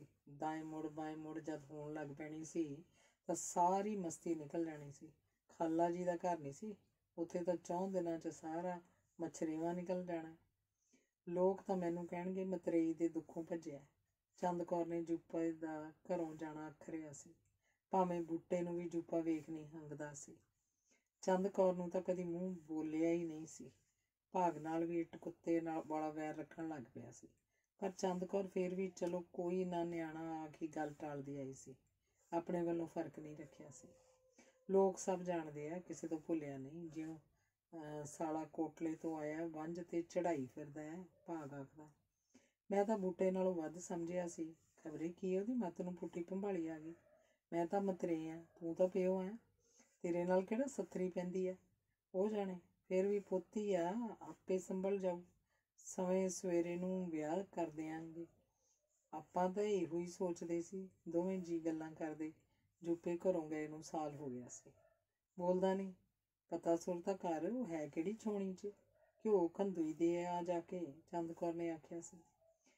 ਹੁਣ ਕੀ ਪਤਾ ਲੱਗੇ ਉਹ ਕਿੱਥੇ ਆ। ਭਾਗ ਆਖਦਾ। ਉਹ ਕੋਈ ਭਾਲ ਟੋਲ ਕਰਨ ਦਾ ਸਟੈਪ ਚੱਕਦਾ, ਪਰ ਲੋੜ ਹੀ ਨਹੀਂ ਪਈ ਸੀ। ਜੂਪਾ ਇੱਕ ਦਿਨ ਕਾਲੇ ਰੰਗ ਦਾ ਟਰੰਕ ਚੱਕੀ ਘਰੇ ਆ ਵੜਿਆ ਸੀ ਤੇ ਸੱਜੀ ਲੱਤੋਂ ਕਾਫੀ ਲੰਗ ਮਾਰ ਰਿਹਾ ਸੀ। ਉਹਨੂੰ ਭਰਤੀ ਹੋਏ ਨੂੰ 6 ਮਹੀਨੇ ਹੋਏ ਸਨ ਕਿ ਉਹਦੀ ਛਾਲ ਮਾਰਨ ਲੱਗਿਆ ਦੋਹਾਂ ਥਾਂ ਤੋਂ ਲੱਤ ਟੁੱਟ ਗਈ ਸੀ। ਫਿਰ ਉਹ ਹਸਪਤਾਲ 'ਚ ਹੀ ਪਿਆ ਰਿਹਾ ਸੀ। ਉਹ ਨੌਕਰੀ ਦੇ ਕਾਬਲ ਰਹਿ ਨਹੀਂ ਗਿਆ ਸੀ ਤੇ ਕੈਟਾਗਰੀ 'ਚੋਂ ਕੱਢ ਦਿੱਤਾ ਗਿਆ ਸੀ। ਹੋ ਸਕਦਾ ਸੀ ਥੋੜ੍ਹੀ ਘਣੀ ਪੈਨਸ਼ਨ ਵੀ ਵੱਧ ਜਾਂਦੀ, ਪਰ ਕਿਸੇ ਨਾਲ ਬਣਾ ਕੇ ਰੱਖੀ ਹੁੰਦੀ ਤਾਂ ਹੀ ਨਾ। ਉਹ ਇੱਕ ਖੱਟੀ ਜ਼ਰੂਰ ਖੱਟ ਲਿਆ ਸੀ। ਲੋਕ ਫੌਜੀ ਆਖਣ ਲੱਗ ਪਏ ਸਨ। ਪਿੱਠ ਪਿੱਛੇ ਜੂਪਾ ਲੰਗਾ ਆਖਦੇ। ਘਰੇ ਫਿਰ ਉਹਦਾ ਉਹ ਹਾਲ ਰਹਿਣ ਲੱਗ ਪਿਆ ਸੀ।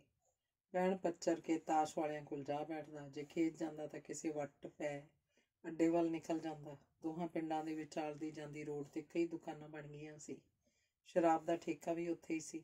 ਸਵੇਰ ਤੋਂ ਲਾ ਕੇ ਰਾਤ ਤੱਕ ਕਾਫੀ ਰੌਣਕ ਰਹਿੰਦੀ ਸੀ। ਦੋਹਾਂ ਪਿੰਡਾਂ ਦੇ ਵਿਹਲੜ ਉੱਥੇ ਆ ਬੈਠਦੇ। ਕਟਿੰਗ ਦੀ ਦੁਕਾਨ ਤੇ ਨੇਰਨਾ ਮੋਚਣਾ ਖੜਕਦਾ ਹੀ ਰਹਿੰਦਾ। ਦਰਖਤਾਂ ਦੀ ਛਾਵੇਂ ਤਾਸ਼ ਦੀ ਬਾਜੀ ਚੱਲਦੀ। ਜੂਆ ਖੇਡਣ ਵਾਲੇ ਕਿਸੇ ਖੇਤ 'ਚ ਜਾ ਬੈਠਦੇ। ਬੂਟੇ ਨੂੰ ਕਈ ਰਿਸ਼ਤੇ ਆਏ, ਪਰ ਭਾਈ ਪਹਿਲਾਂ ਵੱਡੇ ਨੂੰ ਲਵਾਂਗੇ ਆਖਿਆ ਤਾਂ ਅਗਲਾ ਚਾਹ ਤੱਕ ਹੀ ਪਾਣੀ ਦੀ ਘੁੱਟ ਨਾ ਪੀਂਦਾ। ਜੂਪਾ ਵਿਗੜਦਾ ਇੰਨਾ ਵਿਗੜ ਗਿਆ ਸੀ ਕਿ ਉਹਨੂੰ ਆਉਂਦਾ ਵੇਖ ਕੁੜੀਆਂ ਕਤਰੀਆਂ ਪਾਸਾ ਕਰ ਜਾਂਦੀਆਂ। ਜੇ ਕਿਸੇ ਨੂੰ ਕੁਝ ਆਖਦਾ ਵੀ ਤਾਂ ਕੋਈ ਸ਼ਰਮ ਦੀ ਮਾਰੀ ਬੋਲਦੀ ਨਾ। ਪਰ ਟਾਲਾ ਕਰ ਜਾਂਦੀ। ਹੁਣ ਸ਼ਰੇਆਮ ਸਿਗਰਟਾਂ ਫੂਕਦਾ, ਤਲੀ ਤੇ ਜਰਦਾ ਮਲ ਬੁੱਲ ਭਰ ਲੈਂਦਾ। ਬਾਪੂ ਧੰਨਾ ਸਿਉਂ ਕਿ ਸਰੋਂ ਦੀਆਂ 3-4 ਭਰੀਆਂ ਚੁੱਕ ਭੋਰੀਆਂ ਆਪਣੇ ਵਾਲੇ ਨੇ। ਇੱਕ ਦਿਨ ਬੂਟੇ ਨੇ ਭਾਗ ਨੂੰ ਦੱਸਿਆ ਸੀ। ਮੈਨੂੰ ਦਿੱਤਾ ਸੀ ਉਲਾਂਭਾ ਧੰਨਾ ਸਿਉਂ ਨੇ। ਪਤਾ ਹੈ ਮੈਨੂੰ, ਉਹ ਆਪਣੇ ਮੂੰਹ ਨੂੰ ਚੁੱਪ ਕਰ ਗਿਆ। ਭਾਗ ਬੋਲਿਆ ਸੀ ਤਾਂ ਬੂਟਾ ਫੇਰ ਨਹੀਂ ਬੋਲਿਆ। ਬੋਲਦਾ ਵੀ ਤਾਂ ਕੀ ਬੋਲਦਾ। ਜੇ ਤਾਂ ਸ਼ੇਰਾ ਪਸ਼ੂ ਹੋਵੇ ਤਾਂ ਮੰਡੀ ਵੇਚ ਆਈਏ। ਹੁਣ ਆਪਾਂ ਇਸ ਗੱਲ ਦਾ ਹੱਲ ਕਰੀਏ ਵੀ ਤਾਂ ਕੀ ਕਰੀਏ। ਜਿਵੇਂ ਚੱਲਦਾ ਚੱਲੀ ਜਾਣ ਦੀ ਬੇਵਸੀ ਗੱਲ ਆ।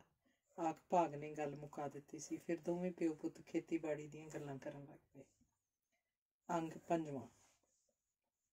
ਬੂਟੇ ਨੇ ਆਪਣੇ ਨਰਮੇ ਦੀ ਬਿਜਾਈ ਦਾ ਕੰਮ ਨਿਬੇੜ ਕਿਰਾਏ ਤੇ ਹੋਰ ਵੀ ਕਈ ਘਰਾਂ ਦਾ ਨਰਮਾ ਬੀਜਿਆ। ਬਲਦਾਂ ਦੀ ਜੋੜੀ ਚੰਗੀ ਸੀ। ਨਾ ਹੀ ਤਾਂ ਬਲਦ ਹੰਭਦੇ ਤੇ ਨਾ ਹੀ ਬੂਟਾ ਅੱਕਦਾ ਥੱਕਦਾ। ਦਾਣੇ ਪਹਿਲੀਆਂ 'ਚ ਹੀ ਕੱਢ ਲਏ। ਜੇ ਮਾੜਾ ਮੋਟਾ ਕੰਮ ਸੀ ਤਾਂ ਭਾਗ ਸੰਭਾਲੀ ਫਿਰਦਾ ਸੀ। ਫਿਰ ਉਹਨੇ ਇੱਕ ਮੁੰਡੜਾ ਜਿਹਾ ਸੀਰੀ ਵੀ ਰੱਖ ਲਿਆ, ਜੋ ਹਾਲੀ ਤਾਂ ਭਾਵੇਂ ਨਹੀਂ ਸੀ, ਪਰ ਫਿਰ ਵੀ ਖੇਤ ਬੰਨੇ ਦਾ ਸਾਰਾ ਹੀ ਸੰਭਾਲਣ ਲੱਗ ਪਿਆ। ਭਾਗ ਨੂੰ ਵੀ ਰੈਲ ਮਿਲਣ ਲੱਗ ਪਈ। ਬਿਜਾਈ ਦਾ ਕੰਮ ਮੁੱਕਿਆ ਤਾਂ ਅਗੇਤੇ ਨਰਮਿਆਂ ਨੂੰ ਤਰਪਾਲੀ ਦਾ ਕੰਮ ਨਿਕਲ ਆਇਆ। ਪੈਸੇ ਬਣਦੇ ਵੇਖ ਬੂਟੇ ਨੇ ਆਪਣੇ ਮਨ 'ਚ ਸੋਚਿਆ ਕਿ ਜੇ ਟਰੈਕਟਰ ਹੋਵੇ ਤਾਂ ਕਿਰਾਏ ਦਾ ਕੰਮ ਮੁੱਕੇ ਨਾ। ਤੇ ਉਹਨੇ ਕਾਫੀ ਸੋਚਣ ਤੋਂ ਬਾਅਦ ਇੱਕ ਦਿਨ ਆਪਣੇ ਬਾਪੂ ਨਾਲ ਗੱਲ ਚਲਾਈ ਲਈ। ਆਪਾਂ ਕਿਉਂ ਨਾ ਬਾਪੂ ਟਰੈਕਟਰ ਲੈ ਲਈਏ, ਫੁੱਲ ਕੰਮ ਨਿਕਲ ਆਇਆ ਕਰੂ। 2 ਸੀਜ਼ਨਾਂ 'ਚ ਟਰੈਕਟਰ ਦੇ ਪੈਸੇ ਪੂਰੇ। ਟਰੈਕਟਰ ਤਾਂ ਲੈ ਲਈਏ ਕਾਕਾ, ਪਰ ਤੂੰ ਇਹ ਸੋਚ, ਆਪਣੇ ਪਿੰਡ ਹੀ 2 ਟਰੈਕਟਰ ਤਾਂ ਏਜੰਸੀ ਵਾਲੇ ਫੜ ਕੇ ਲੈ ਗਏ ਆ। ਕਿਸ਼ਤਾਂ ਨਹੀਂ ਮੋੜੀਆਂ ਗਈਆਂ ਅਗਲਿਆਂ ਤੋਂ। ਆਪਣੇ ਕੋਲੋਂ ਹੀ ਕੋਈ ਦੂਰ ਨਹੀਂ। ਉਹ ਜਾਣਦਾ ਸੀ ਕਿ ਜੱਗ ਹਸਾਈ ਵੱਖਰੀ ਹੁੰਦੀ ਆ। ਪਹਿਲਾਂ ਦਿੱਤੀ ਰਕਮ ਵੀ ਜਾਂਦੀ ਸੀ। ਭਾਗ ਕੋਲ 4 ਛਿੱਲੜ ਹੈ ਵੀ ਸਨ। ਆੜ੍ਹਤੀਆਂ ਵੀ ਜਵਾਬ ਨਹੀਂ ਦਿੰਦਾ ਸੀ। ਉਹ ਫਿਰ ਵੀ ਕਰਜ਼ੇ ਦੀ ਮਾਰ ਤੋਂ ਡਰ ਰਿਹਾ ਸੀ। ਤੂੰ ਬਾਪੂ ਫਿਕਰ ਨਾ ਕਰ। ਜਿਹੜੇ ਘਰਾਂ ਦੇ ਟਰੈਕਟਰ ਵਾਪਸ ਗਏ ਆ ਉਹਨਾਂ ਦੇ ਲੱਛਣ ਹੀ ਟਰੈਕਟਰ ਵਾਹੁਣ ਵਾਲੇ ਕਦੋਂ ਸੀ। ਗੀਤੇ ਭਾਊਕਿਆਂ ਨੇ ਹਿੰਦੁਸਤਾਨ ਵੱਡਾ ਟਰੈਕਟਰ ਕੀ ਕਰਨਾ ਸੀ। 5 ਘੁਮਾਤਾ ਆਪਦਾ ਖੇਤ ਆ। ਕਿਸ਼ਤ ਕਿੱਥੋਂ ਮੁੜਦੀ, ਇਹੋ ਹਾਲ ਦੂਜੇ ਘਰ ਦਾ ਸੀ। ਉਹ ਤਾਂ ਤੁਰੇ ਸਕੀਰੀਆਂ 'ਚ ਰਹਿੰਦੇ ਸੀ। ਘਰੋਂ ਤੇਲ ਫੂਕ ਰਿਸ਼ਤੇਦਾਰਾਂ ਦੀ ਜ਼ਮੀਨ ਕੋਈ ਵਾਹੂ ਤਾਂ ਮਰਨਾ ਹੀ ਆ। ਬੋਤਲ ਪਿਆ ਕੇ ਜਿਹੜਾ ਮਰਜ਼ੀ ਸਟੇਅਰਿੰਗ ਤੇ ਜਾ ਬਹਿੰਦਾ ਸੀ। ਆਪਣੇ ਕੋਲ ਤਾਂ ਫਿਰ ਵੀ 2 ਹਲਾਂ ਦੀ ਜ਼ਮੀਨ ਆਪਦੀ ਆ। ਇੱਕ ਜੋਗ ਨਾਲ ਆਪਦਾ ਕੰਮ ਨਿਬੇੜ, ਫਿਰ ਵੀ ਕਿਰਾਇਆ ਪਾਉਂਦੇ ਰਹੇ ਆ। ਫਿਕਰ ਨਾ ਕਰ ਤੂੰ, ਮੇਰੀ ਜ਼ਿੰਮੇਵਾਰੀ ਆ। ਬੂਟੇ ਨੇ ਹਿੱਕ ਟੋਕਰੀ ਤਾਂ ਭਾਗ ਨੇ ਹਰੀ ਝੰਡੀ ਦੇ ਦਿੱਤੀ। ਚੰਗਾ, ਤੂੰ ਭਾਲ ਟੋਲ ਕਰ, ਮੈਂ ਆੜ੍ਹਤੀਏ ਨਾਲ ਗੱਲ ਕਰਦਾ। ਕੁਝ ਰੁਪਈਏ ਤਾਂ ਆਪਣੇ ਪਏ ਹੀ ਆ, ਲੋੜ ਪਈ ਤਾਂ ਉਹ ਤੋਂ ਫੜ ਲਾਂਗੇ। ਭਾਗ ਨੇ ਆਖਿਆ ਸੀ ਤਾਂ ਬੂਟੇ ਨੇ ਕਿਸੇ ਜਾਣਕਾਰ ਨੂੰ ਨਾਲ ਲੈ ਭਾਲ ਢੋਲ ਸ਼ੁਰੂ ਕਰਤੀ ਸੀ। ਕੁਝ ਦਿਨਾਂ 'ਚ ਹੀ 3 ਸਿਲੰਡਰ ਨੀਲਾ ਜੀਟਰ ਵਧੀਆ ਹਾਲਤ 'ਚ ਮਿਲ ਗਿਆ। ਟਰਾਲੀ, ਕਲਟੀਵੇਟਰ ਤੇ ਉਲਟਾਵੇਂ ਹਲ ਨਾਲ ਸਨ। ਬੂਟਾ ਦਿਨ ਰਾਤ ਨਾ ਟਿਕਦਾ, 5-4 ਘੰਟੇ ਮਸਾਂ ਸੌਂਦਾ, ਪਰ ਜੂਪਾ ਆਪਣੇ ਉਹਨਾਂ ਲੱਛਣਾਂ ਤੇ ਹੀ ਸੀ। ਉਹਨੂੰ ਤਾਂ ਉਹਨਾਂ ਕਹਿਣਾ ਹੀ ਛੱਡ ਦਿੱਤਾ ਸੀ। ਕੱਤੇ ਦਾ ਮਹੀਨਾ ਸੀ। ਨਰਮੇ ਦੀ ਚੁਗਾਈ ਪੂਰੇ ਜ਼ੋਰਾਂ ਤੇ ਚੱਲ ਰਹੀ ਸੀ। ਚਾਰੇ ਪਾਸੇ ਨਰਮਾ ਹੀ ਨਰਮਾ, ਜਿਵੇਂ ਚਿੱਟੀ ਚਾਦਰ ਤਾਣਤੀ ਹੋਵੇ। ਵਿਰਲੇ ਵਿਰਲੇ ਕਮਾਦ ਦੇ ਖੇਤ ਵੀ ਸਨ। ਕੋਈ ਟਾਵਾਂ ਵਿਰਲਾ ਵਾਹਣ ਦਿਸ ਰਿਹਾ ਸੀ, ਨਹੀਂ ਸਾਰੀ ਬਿਜਾਂ ਦੀ ਸੀ। ਪਹਿਲਾਂ ਵਾਂਗ ਲੋਕ ਸਾਨਵੇਂ ਵਾਹਣ ਤਾਂ ਰੱਖਦੇ ਹੀ ਨਹੀਂ ਸਨ। ਕਣਕ ਵਾਲੇ ਥਾਂ ਨਰਮਾ, ਨਰਮੇ ਵਾਲੇ ਥਾਂ ਕਣਕ। ਮਾਰੂ ਖੇਤਾਂ 'ਚ ਗੁਆਰਾ ਪੈ ਜਾਂਦਾ ਜਾਂ ਛੋਲੇ। ਫੀਨਾ ਮਜ਼ਬੀ ਸਿੱਖ ਸੀਰ ਨਹੀਂ ਲੈਂਦਾ ਸੀ। ਪਿੰਡ 'ਚ ਟੁੱਟਵੀਂ ਦਿਹਾੜੀ ਜਾਂਦਾ। ਵਾਢੀ ਦੀ ਰੁੱਤ 'ਚ ਸਾਲ ਭਰ ਦੀ ਕਣਕ ਕਰ ਲੈਂਦਾ। ਨਰਮੇ ਦੇ ਸੀਜ਼ਨ 'ਚ ਆਪਣੇ ਘਰ ਵਾਲੀ ਨੂੰ ਨਾਲ ਲਾ ਨਰਮਾ ਚੁਗਦਾ। ਦੋਵੇਂ ਜੀ ਨਰਮਾ ਚੁਗਣ ਨੂੰ ਬਹੁਤ ਛੋੜੇ ਸਨ। ਦੋਹਾਂ ਹੱਥਾਂ ਨਾਲ ਫੁੱਟ ਖਿੱਚ ਝੋਲੀਆਂ ਭਰਦੇ। ਉਹਨਾਂ ਦਾ 4 ਮਣ ਪੱਕਾ ਨਰਮਾ ਧੁਲ ਜਾਂਦਾ। ਹੁਣ ਤਾਂ ਉਹ ਦੋਹਾਂ ਜੀਆਂ ਤੋਂ ਵੀ 3 ਜਣੇ ਹੋ ਗਏ ਸੀ। ਕੁੜੀ ਬੀਬੋ ਵੀ ਮੁਟਿਆਰ ਸੀ। 3 ਜਣੇ ਕਿਆਰਾ ਦੱਬੀ ਤੁਰੀ ਜਾਂਦੇ। ਪਿਛਲੇ ਪੈਰ ਦੀ ਚਾਹ ਪੀ ਕੇ ਫੀਨਾ ਘਾਹ ਦੀ ਪੰਡ ਖੋਤ ਕੇ ਬੀਬੋ ਦੇ ਸਿਰ ਤੇ ਧਰ ਦਿੰਦਾ। ਬੀਬੋ ਘਰੇ ਜਾ ਕੇ ਨਾਲੇ ਤਾਂ ਝੋਟੀ ਨੂੰ ਪੱਠੇ ਪਾਉਂਦੀ, ਨਾਲੇ ਉਹਨਾਂ ਦੇ ਆਉਂਦਿਆਂ ਨੂੰ ਰੋਟੀ ਟੁੱਕ ਦਾ ਕਰ ਲੈਂਦੀ। ਕਈ ਦਿਨਾਂ ਤੋਂ ਜੂਪੇ ਦੀ ਬੀਬੋ ਦੇ ਅੱਖ ਸੀ। ਬੀਬੋ ਨੂੰ ਵੀ ਆਪਣਾ ਪਿੱਛਾ ਕਰੇ ਜਾਣ ਦਾ ਸ਼ੱਕ ਤਾਂ ਸੀ, ਪਰ ਉਹਨੇ ਗੋਗਾ ਨਹੀਂ ਕੀਤਾ। ਇੰਨਾ ਕੁਝ ਤਾਂ ਉਹਨਾਂ ਲਈ ਆਮ ਗੱਲ ਸੀ। ਜੱਟਾਂ ਦੀਆਂ ਖੇਤਾਂ 'ਚ ਪੱਠਾ ਡੱਕਾ ਖੋਤਦਿਆਂ ਇੰਨਾ ਕੁ ਤਾਂ ਸਹਿਣਾ ਹੀ ਪੈਂਦਾ ਸੀ। ਜੇ ਕੋਈ ਜ਼ਿਆਦਾ ਤੰਗ ਕਰਦਾ ਸੀ ਤਾਂ ਬੀਬੋ ਵਗ ਕੇ ਆਪਣੀਆਂ ਸਾਥਣਾਂ ਨਾਲ ਰਲ ਅਗਲਿਆਂ ਖੇਤਾਂ ਵੱਲ ਨਿਕਲ ਜਾਂਦੀ। ਉਹਦਾ ਬਚਪਨ ਹੀ ਇਹੋ ਜਿਹੇ ਹਾਦਸਿਆਂ ਨਾਲ ਬੀਤਿਆ ਸੀ। ਜੂਪਾ ਨਰਮੇ ਤੇ ਕਮਾਦ ਦੇ ਵਿਚਾਲਦੀ ਜਾਂਦੇ ਖਾਲ ਦੀ ਵੱਟ ਤੋਂ ਥੋੜ੍ਹਾ ਜਿਹਾ ਪਿੱਛੇ ਹਟ ਕੇ ਕਮਾਦ 'ਚ ਬੈਠਾ ਸੀ। ਧੰਨਾ ਸਿਉਂ ਕਾ ਖੇਤ ਸੀ ਤੇ ਬੀਬੋ ਹੁਣੀ ਧੰਨਾ ਸਿਉਂ ਕੇ ਖੇਤ ਦੀ ਨਰਮਾ ਚੁਗਦੇ ਸਨ। ਇਹ 2 ਪਲਾਟ ਕਾਫੀ ਲੰਮੇ ਜਾਂਦੇ ਸਨ। 6-6 ਕਿੱਲਿਆਂ ਦੀ ਲਾਮ ਸੀ। ਬੀਬੋ ਨੇ ਘਾਹ ਦੀ ਪੰਡ ਲੈ ਕੇ ਇਸ ਖਾਲ ਹੀ ਲੰਘਣਾ ਸੀ। ਜੂਪੇ ਨੇ ਆਪਣੇ ਖੀਸੇ 'ਚੋਂ ਸਿਗਰਟਾਂ ਵਾਲੀ ਡੱਬੀ ਕੱਢ ਇੱਕ ਸਿਗਰਟ ਮੂੰਹ 'ਚ ਪਾ ਕੇ ਤੀਲ ਘਸਾ ਲੰਮਾ ਸੂਟਾ ਖਿੱਚਿਆ।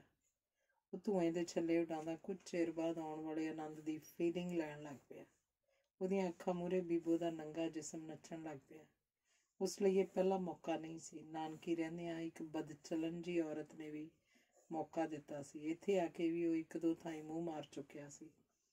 ਖੜਕਾ ਹੋਇਆ ਕਮਾਦ ਦੇ ਆਗਾਂ ਦੇ ਖਹਿਣ ਦੀ ਆਵਾਜ਼ ਕੰਨੀ ਪਈ ਤਾਂ ਉੱਠ ਕੇ ਖੜਾ ਹੋ ਗਿਆ। ਸਿਗਰਟ ਪੈਰ ਦੀ ਜੁੱਤੀ ਨਾਲ ਮਸਲੀ ਤੇ ਖਾਲ ਦੀ ਵੱਟ ਤੇ ਆ ਗਿਆ। ਬੀਬੋ ਬਰਾਬਰ ਆਈ ਤਾਂ ਉਹਨੇ ਘਾਹ ਦੀ ਪੰਡ ਨੂੰ ਪਾਇਆ ਹੱਥ ਫੜ ਲਿਆ। ਬੀਬੇ ਨੂੰ ਤਾਂ ਸਮਝ ਹੀ ਨਾ ਲੱਗੀ ਕਿ ਇਹ ਕੀ ਹੋ ਗਿਆ। ਬੂ ਆਖ ਉਹਨੇ ਚੀਕ ਮਾਰੀ। ਪੰਡ ਸਿਰ ਤੋਂ ਡਿੱਗ ਪਈ। ਆਪਣੇ ਅੱਗੇ ਜੂਪੇ ਨੂੰ ਵੇਖ ਖਾਨੇ ਹੋ ਗਈ। ਬਾਂਹ ਛੱਡ ਮੇਰੀ, ਕੁੱਤਾ ਨਾ ਹੋਵੇ ਤਾਂ, ਆਖ ਉਹਨੇ ਹਜੋਕਾ ਮਾਰਿਆ ਪਰ ਉਹ ਕਾਮਯਾਬ ਨਾ ਹੋ ਸਕੀ। ਜੂਪੇ ਨੇ ਉਹਨੂੰ ਖਿੱਚਣਾ ਸ਼ੁਰੂ ਕਰਤਾ। ਕੱਚ ਦੀਆਂ ਵੰਗਾਂ ਤੜਕ ਤੜਕ ਦੇਣੇ ਟੁੱਟ ਗਈਆਂ। ਬੀਬੋ ਇੰਨਾ ਘਬਰਾ ਗਈ ਕਿ ਰੌਲਾ ਵੀ ਨਹੀਂ ਪਾਇਆ ਗਿਆ, ਪਰ ਕਮਾਦ ਦੇ ਬੂਝੇ ਨਾਲ ਪੈਰ ਜ਼ਰੂਰ ਅੜਾ ਗਏ। ਛੱਡ ਦੇ ਕੀੜੇ ਪੈਣਿਆ, ਆਖੋ ਆਪਣਾ ਸਾਰਾ ਤਾਣ ਲਾਉਣ ਲੱਗ ਪਈ। ਪਰ ਜੂਪੇ ਤੇ ਹੈਵਾਨ ਸਵਾਰ ਸੀ। ਉਹਨੇ ਬੀਬੋ ਨੂੰ ਮੂੰਹ ਖੋਲ੍ਹਣ ਦਾ ਵੀ ਮੌਕਾ ਨਾ ਦਿੱਤਾ ਤੇ ਜੇ ਉਹ ਚੀਕੀ ਚਲਾਈ ਵੀ ਤਾਂ ਕਮਾਦ 'ਚ ਹੀ ਆਵਾਜ਼ ਦਮ ਤੋੜ ਕੇ ਰਹਿ ਗਈ। ਜੂਪਾ ਆਪਣੀ ਮਨਮਰਜ਼ੀ ਕਰ ਗਿਆ। ਧੰਨਾ ਸਿਉਂ ਚਗਾਵਿਆਂ ਦੀ ਚਾਹ ਲੈ ਕੇ ਆਇਆ ਸੀ। ਪਹਿਲਾਂ ਤਾਂ ਕਿੰਨਾ ਚਿਰ ਉਹ ਵੱਟਾਂ ਦੇ ਗੇੜੇ ਕੱਢਦਾ ਰਿਹਾ। ਫਿਰ ਪਿੰਡ ਵੱਲ ਤੁਰਦਾ ਫੀਨੇ ਨੂੰ ਆਵਾਜ਼ ਦੇ ਗਿਆ, ਤੁਸੀਂ ਖਿੱਚੋ ਕੰਮ ਨੂੰ ਫੀਨਾ ਸਿਆ, ਮੈਂ ਲਿਆਉਣਾ ਟਰੈਕਟਰ ਟਰਾਲੀ ਘਰੋਂ। ਅਜੇ ਇੱਥੋਂ ਨਿਬੇੜ ਦਿਓ ਕੰਮ, ਪੂਛ ਨਾੜੀ ਛੱਡਿਆ ਜੇ। 15-20 ਚੌਣੀਆਂ ਸਨ। ਧੰਨਾ ਸਿਉਂ ਨੂੰ ਇਸ ਖੇਤੋਂ ਕੰਮ ਨਿਬੜ ਜਾਣ ਦੀ ਪੂਰੀ ਉਮੀਦ ਸੀ। ਮੁੰਡਾ ਤੇ ਸੀਰੀ ਦੂਜੇ ਖੇਤ ਸਨ। ਨਰਮਾ ਖੇਤੋਂ ਲਿਜਾਣ ਦੀ ਜ਼ਿੰਮੇਵਾਰੀ ਅੱਜ ਧੰਨਾ ਸਿਉਂ ਦੀ ਸੀ। ਉਹ ਆਪਣੇ ਧਿਆਨ ਹੀ ਖਾਲੇ ਖਾਲ ਤੁਰਿਆ ਜਾਂਦਾ ਸੀ ਕਿ ਜੂਪਾ ਕਮਾਦ 'ਚੋਂ ਨਿਕਲਿਆ। ਕਿਹੜਾ ਹੈ ਓਏ? ਸਿਆਣ ਵੀ ਲਿਆ। ਜੂਪਾ ਲੰਗਾ ਸੀ। ਤੂੰ ਭੈਣ? ਜੂਪਾ ਗਾਲ ਕੱਢ ਤੀਰ ਹੋ ਗਿਆ। ਧੰਨੇ ਨੂੰ ਕਮਾਦ 'ਚ ਕਿਸੇ ਦੇ ਡੁਸਕਣ ਦੀ ਆਵਾਜ਼ ਸੁਣੀ ਤਾਂ ਜਿਸ ਬੰਨੇ ਜੂਪਾ ਨਿਕਲਿਆ ਸੀ ਉਸ ਬੰਨੇ ਗਿਆ। ਅੱਗੇ ਹੋਇਆ ਤਾਂ ਬੀਬੋ ਦੇ ਕੇਸ ਖੁੱਲ੍ਹੇ ਸਨ ਤੇ ਲਾਲ ਅੱਖਾਂ ਨਾਲ ਹੁਬਕੀਆਂ ਰੋਂਦੀ ਆਪਣੀ ਸੁੱਥਣ ਬੰਨ੍ਹ ਰਹੀ ਸੀ। ਉਹਦੀ ਕੁੜਤੀ ਕਈ ਥਾਵਾਂ ਤੋਂ ਪਾਟੀ ਸੀ ਤੇ ਸਿਰ ਦੀ ਚੁੰਨੀ ਕਮਾਦ ਦੇ ਇੱਕ ਬੂਝੇ ਨਾਲ ਲੜੀ ਪਈ ਸੀ। ਬੀਬੋ ਭਾਈ ਤੂੰ? ਧੰਨੇ ਨੇ ਆਖਿਆ। ਬਾਬਾ, ਆਖ ਕੁੜੀ ਨੇ ਲੇਰ ਮਾਰੀ। ਧੰਨੇ ਨੂੰ ਪਹਿਲਾਂ ਤਾਂ ਕੁਝ ਔੜਿਆ ਨਾ ਕਿ ਉਹ ਇਸ ਸਥਿਤੀ 'ਚ ਕਰੇ ਤਾਂ ਕੀ ਕਰੇ। ਉਹ ਕੁਝ ਛਿਨਾਂ ਲਈ ਭਿੱਟ ਜਿਹਾ ਬਣ ਕੇ ਖੜਾ ਰਿਹਾ। ਫਿਰ ਕਮਾਦ 'ਚੋਂ ਬਾਹਰ ਨਿਕਲਦਾ ਬੋਲਿਆ, ਆਪਣੇ ਆਪ ਨੂੰ ਸੰਭਾਲ ਤੇ ਕਮਾਦ 'ਚੋਂ ਬਾਹਰ ਆ ਕੁੜੀਏ। ਤੇਰੇ ਪਿਓ ਨੂੰ ਦੱਸੀ, ਮੈਂ ਚੱਲਦਾ ਤੇਰੇ ਨਾਲ। ਆਖੋ ਖਾਲ 'ਚ ਆ ਗਿਆ। ਮਗਰ ਨਹੀਂ ਬੀਬੋ ਵੀ ਹਟਕੋਰੇ ਜੇ ਭਰਦੀ ਆ ਗਈ। ਤੇਰੀ ਰਜਾਮੰਦੀ ਸੀ? ਧੰਨੇ ਨੇ ਪੁੱਛਿਆ। ਨਹੀਂ ਬਾਬਾ, ਧੱਕੇ ਨਾਲ ਪੈ ਗਿਆ, ਕੀੜੇ ਪੈਣਾ। ਆਖੋ ਰੋਂਦੀ ਰੋਂਦੀ ਆਪਣੇ ਬਾਪੂ ਹੋਣਾ ਵੱਲ ਭੌਂ ਪਈ। ਧੰਨੇ ਨੇ ਵੀ ਘਰ ਨੂੰ ਕਾਹਦਾ ਜਾਣਾ ਸੀ। ਉਹ ਵੀ ਪਿੱਛੇ ਮੁੜ ਗਿਆ। ਉਹ ਮਨ ਹੀ ਮਨ ਜੂਪੇ ਨੂੰ ਸਬਕ ਸਿਖਾਉਣ ਦੀ ਸੋਚ ਚੁੱਕਿਆ ਸੀ। ਪਿਛਲੀ ਵਾਢੀ 'ਚੋਂ ਉਹਦੀ ਸਰੋਂ ਚੱਕੀ ਸੀ। ਐਤਕੀਂ ਉਹਦਾ ਨਰਮਾ ਚੁਗਿਆ ਜਾਂਦਾ ਸੀ ਤੇ ਪੱਕਾ ਸ਼ੱਕ ਜੂਪੇ 'ਤੇ ਸੀ। ਪਰ ਉਹ ਕਲੇਸ਼ ਡਰੋਂ ਚੁੱਪ ਸੀ। ਭਾਗ ਨੂੰ ਦੱਸੇ ਦਾ ਵੀ ਕੋਈ ਸਿੱਟਾ ਨਹੀਂ ਨਿਕਲਿਆ ਸੀ ਤੇ ਹੁਣ ਜੂਪਾ ਜਾੜ ਹੇਠ ਆਇਆ ਸੀ। ਇੱਕ ਫੀਨੇ ਨਾਲ ਵੀ ਭਰਾਵਾਂ ਵਾਲੀ ਸਾਂਝ ਸੀ। ਜਵਾਨੀ ਵੇਲੇ ਫੀਨੇ ਨੇ 5 ਸਾਲ ਲਗਾਤਾਰ ਧੰਨੇ ਕਿਆਂ ਨਾਲ ਸੀਰ ਲਿਆ ਸੀ। ਇੱਕ ਦੂਜੇ ਦੀ ਇੱਜ਼ਤ ਦੇ ਸਾਂਝੀ ਰਹੇ ਸੀ। ਪਰ ਅੱਜ ਉਹਦੇ ਖੇਤ ਵਿੱਚ ਹੀ ਬੀਬੋ ਦੀ ਇੱਜ਼ਤ ਲੁੱਟੀ ਗਈ ਸੀ। ਫੀਨਿਆ ਓਏ ਫੀਨਿਆ! ਧੰਨੇ ਨੇ ਨਰਮੇ ਦੀ ਵੱਟ 'ਤੇ ਖਲੋ ਕੇ ਫੀਨੇ ਨੂੰ ਹਾਕ ਮਾਰੀ। ਬੀਬੋ ਆਪਣੀਆਂ ਲਾਹੀਆਂ ਨਰਮੇ ਦੀਆਂ ਢੇਰੀਆਂ ਕੋਲ ਹੀ ਢੇਰੀ ਹੋ ਗਈ।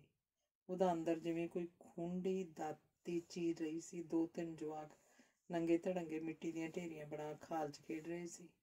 ਇੱਕ ਜਵਾਕ ਖਾਲ 'ਤੇ ਡੱਠੀ ਮੰਜੀ 'ਤੇ ਬਾਹੀ ਨਾਲ ਕੱਪੜਾ ਬੰਨ੍ਹ ਬਣਾਏ ਪੀਂਘੇ 'ਚ ਰੋ ਰਿਹਾ ਸੀ। ਹਾਂ ਬਾਈ, ਫੀਨੇ ਨੇ ਧੌਣ ਜਿਹੀ ਚੱਕ ਆਵਾਜ਼ ਦਿੱਤੀ ਤਾਂ ਧੰਨੇ ਨੇ ਉਰੇ ਆਓ ਦੋਵੇਂ ਜੀ ਆਖਿਆ।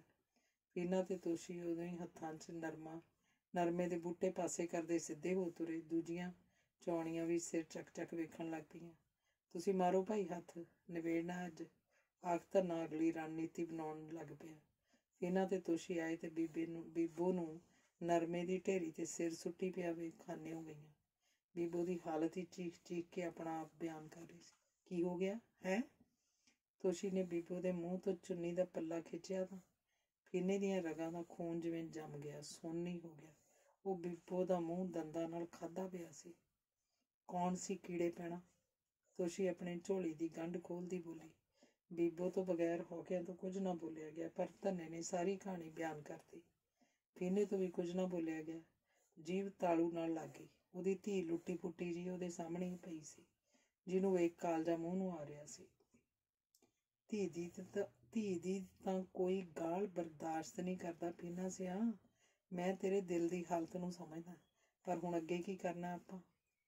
ਇਹ ਸੋਚਣਾ ਪਊ। ਕੇਰਾਂ ਘਰ ਨੂੰ ਚੱਲੀਏ। ਆਖ ਧੰਨਾ ਫੀਨੇ ਵੱਲ ਝਾਕਿਆ ਤਾਂ ਫੀਨਾ ਤਤਲੀ ਜ਼ਬਾਨ ਨਾਲ ਤੋਸ਼ੀ ਨੂੰ ਬੋਲਿਆ, ਆਓ ਚੱਲੀਏ ਘਰ ਨੂੰ। ਆਖ ਆਪ ਧੰਨੇ ਨਾਲ ਤੁਰ ਪਿਆ। ਲੁੱਟੀਆਂ ਪੁੱਟੀਆਂ ਜੀਆਂ ਮਗਰ ਤੋਸ਼ੀ ਤੇ ਬੀਬੋ ਵੀ ਤੁਰ ਪਈਆਂ। ਉਦੋਂ ਹੀ ਨਰਮੇ ਚੋਂ ਨਿਕਲ ਕੇ ਦੋ ਕਚੌਣੀਆਂ ਨੇ ਸਿਰ ਆਣ ਕੱਢਿਆ।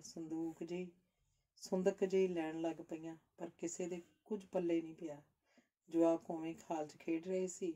ਉਹ ਬਕੂਏ ਵਾਲੀ ਥਾਂ ਤੇ ਆਏ ਸਨ ਤਾਂ ਘਾਹ ਦੀ ਪੰਡ ਉਵੇਂ ਪਈ ਸੀ। ਪੱਠੇ ਤਾਂ ਲੈ ਚੱਲੀਏ। ਫੀਨੇ ਨੇ ਪੰਡ ਪਈ ਵੇਖ ਆਖਿਆ ਸੀ। ਘਰੇ ਝੋਟੀ ਭੁੱਖੀ ਪਈ ਰਹਿਣ ਦੇ, ਮੌਕਾ ਵਿਖਾਉਣਾ ਪੈ ਜਾਂਦਾ। ਪੱਠੇ ਕੁਤਰੇ ਕਤਰਾਏ ਸਾਡਿਓਂ ਆ ਜਾਣਗੇ। ਤੂੰ ਇਹ ਦੱਸ ਕਿਵੇਂ ਕਰਨੀ ਆ? ਮੈਂ ਤਾਂ ਕਹਿਣਾ ਕੇਸ ਕਰੀਏ ਸਿੱਧਾ, ਜੱਟ 10 ਸਾਲ ਨੂੰ ਜਾਊ। ਰਹਿਣ ਦਈਏ ਬਾਈ, ਮਿੱਟੀ ਪਲੀਤ ਹੋਊ ਉਦੋਂ ਵੀ।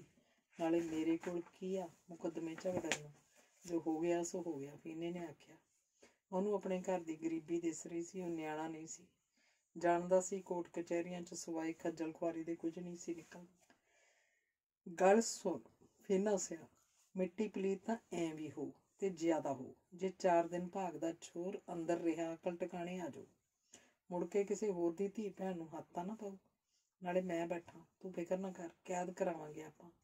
ਧੰਨਾ ਬੋਲਿਆ ਸੀ। ਜੂਪੇ ਵੱਲੋਂ ਕੱਢੀ ਗਾਲ ਫਨੀਅਰ ਵਾਂਗੂ ਕਾਲਜੇ 'ਚ ਡੰਗ ਮਾਰ ਰਹੀ ਸੀ। ਆਪਣੇ ਖੇਤ 'ਚ ਹੋਈ ਧੱਕੇਸ਼ਾਹੀ ਨੂੰ ਭੁੱਲ ਵੀ ਕਿਵੇਂ ਸਕਦਾ ਸੀ?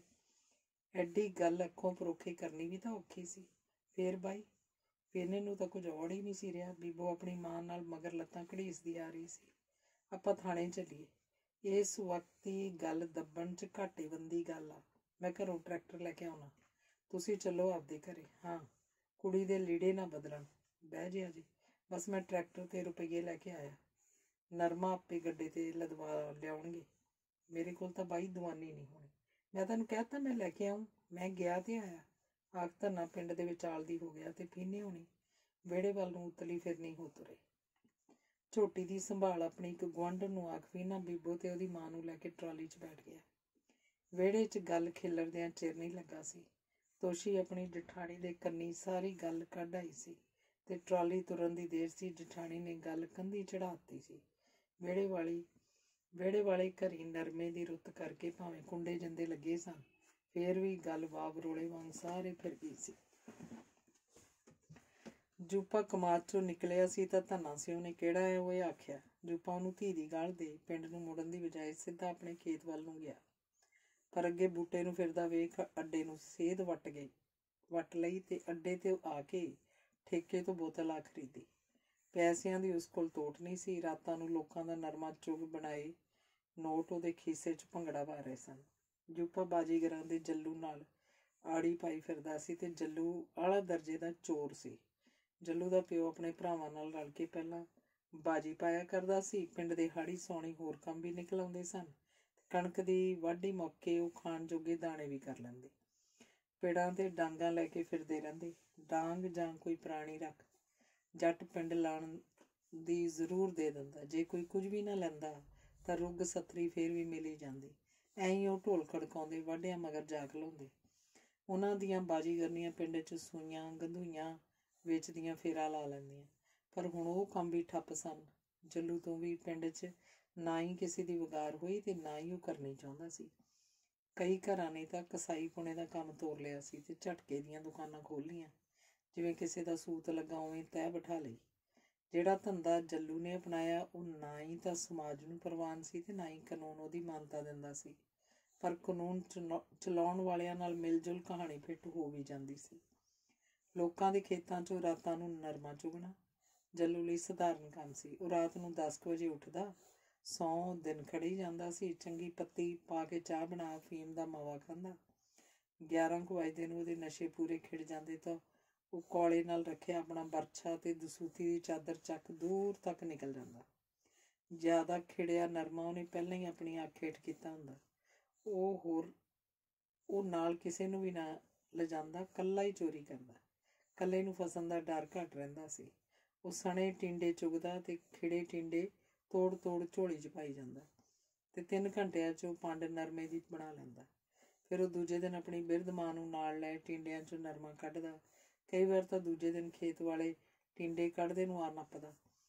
ਕਈ ਵਾਰ ਪੁਲਿਸ ਨੂੰ ਫੜਾਇਆ ਵੀ ਗਿਆ। ਪਰ ਹੁਣ ਉਹਦੀ ਸੰਧੀ ਦੀਪੇ ਰੇੜੂ ਨਾਲ ਸੀ। ਦੀਪਾ ਰੇੜੂ ਪਿੰਡ ਦਾ ਸਰਪੰਚ ਸੀ। ਥਾਣੇ ਕਚਹਿਰੀਆਂ ਤੂਤੀ ਬੋਲਦੀ ਸੀ। ਜੱਲੂ ਨੂੰ ਉਹਦੇ ਹੱਥ ਹੇਠ ਕਰ ਲਿਆ ਤੇ 2-4 ਜਾਣੇ ਜੱਲੂ ਵਰਗੇ ਹੋਰ ਵੀ ਸਨ। ਉਹ ਨਰਮਾ ਚੁੱਗ ਦੀਪੇ ਰੇੜੂ ਦੇ ਘਰੇ ਰੱਖਦੇ, ਉਹਨਾਂ ਦੇ ਕਮਾਦ 'ਚ ਹੀ ਟਿੰਡੇ ਸੁੱਟਦੇ। ਅੱਧਾ ਰੇੜੂ ਦਾ ਹੁੰਦਾ, ਰੇੜੂ ਹੀ ਆਪਣੇ ਨਰਮੇ ਨਾਲ ਵੇਚ ਆਉਂਦਾ। ਹੁਣ ਜੱਲੂ ਨੂੰ ਮੌਤ ਸੀ। ਉਹਦੀ ਬਿਰਧ ਮਾਂ ਨੂੰ ਹੱਥ ਨਹੀਂ ਕਾਣੇ ਕਰਨੇ ਪੈਂਦੇ ਸਨ ਟਿੰਡੇ ਕੱਢਦਿਆਂ। ਨਾ ਹੀ ਇਸ ਕੁੱਤੇ ਕੰਮ ਪਿੱਛੇ ਜੱਲੂ ਨਾਲ ਲੜਨਾ ਪੈਂਦਾ ਸੀ। ਪਹਿਲਾਂ ਉਹ ਭੱਠੀ ਤਪਾਉਣ ਲੱਗ ਪਈ ਸੀ, ਪਰ ਹੁਣ ਕੋਈ ਲੋੜ ਨਹੀਂ ਸੀ। ਜੱਲੂ ਰਾਸ਼ਨ ਪਾਣੀ ਮੁੱਕਣ ਨਹੀਂ ਦਿੰਦਾ ਸੀ। ਜੱਲੂ ਨੇ ਕਈ ਵਾਰ ਜੂਪੇ ਨੂੰ ਅੱਡੇ ਵੱਲ ਮਾਰੇ ਫਿਰਦਿਆਂ ਵੇਖਿਆ ਸੀ। ਜੂਪਾ ਇੱਕ ਅੱਧ ਪੈਗ ਦਾ ਕਿਸੇ ਨਾ ਕਿਸੇ ਨੂੰ ਸਵਾਲ ਪਾਉਂਦਾ ਹੀ ਸੀ। ਅਧੀਏ ਪਊਏ ਨਾਲ ਪੈਸੇ ਵੀ ਮੰਗਦਾ, ਪਰ ਮੰਗਦਾ ਵੀ ਦਬਾਅ ਨਾਲ। ਜੱਲੂ ਨਾਲ ਮੁਲਾਕਾਤ ਹੋਈ ਸੀ। ਮੱਖਿਆ ਲਵਾ ਓਏ ਜੱਲੂਆ ਘੁੱਟ। ਇੱਕ ਦਿਨ ਜੂਪੇ ਨੇ ਆਪਣੇ ਖੇਤ ਵਾਲੇ ਪੈਸੇ ਜੱਲੂ ਨੂੰ ਅੱਡੇ ਵੱਲ ਮੁੜਦਿਆਂ ਵੇਖ ਆਖਿਆ ਸੀ, ਅੱਜ ਲਵਾ ਦਿਓ, ਕੱਲ ਫੇਰ ਆਇਆ ਲੈ। ਕਿਵੇਂ ਝੱਟ ਟਪਾਏਂਗਾ ਲੰਘਿਆ? ਆਖਰ ਤਾਂ ਆਪਦੀ ਬਾਲ ਕੇ ਸੇਕਣੀ ਪਊ।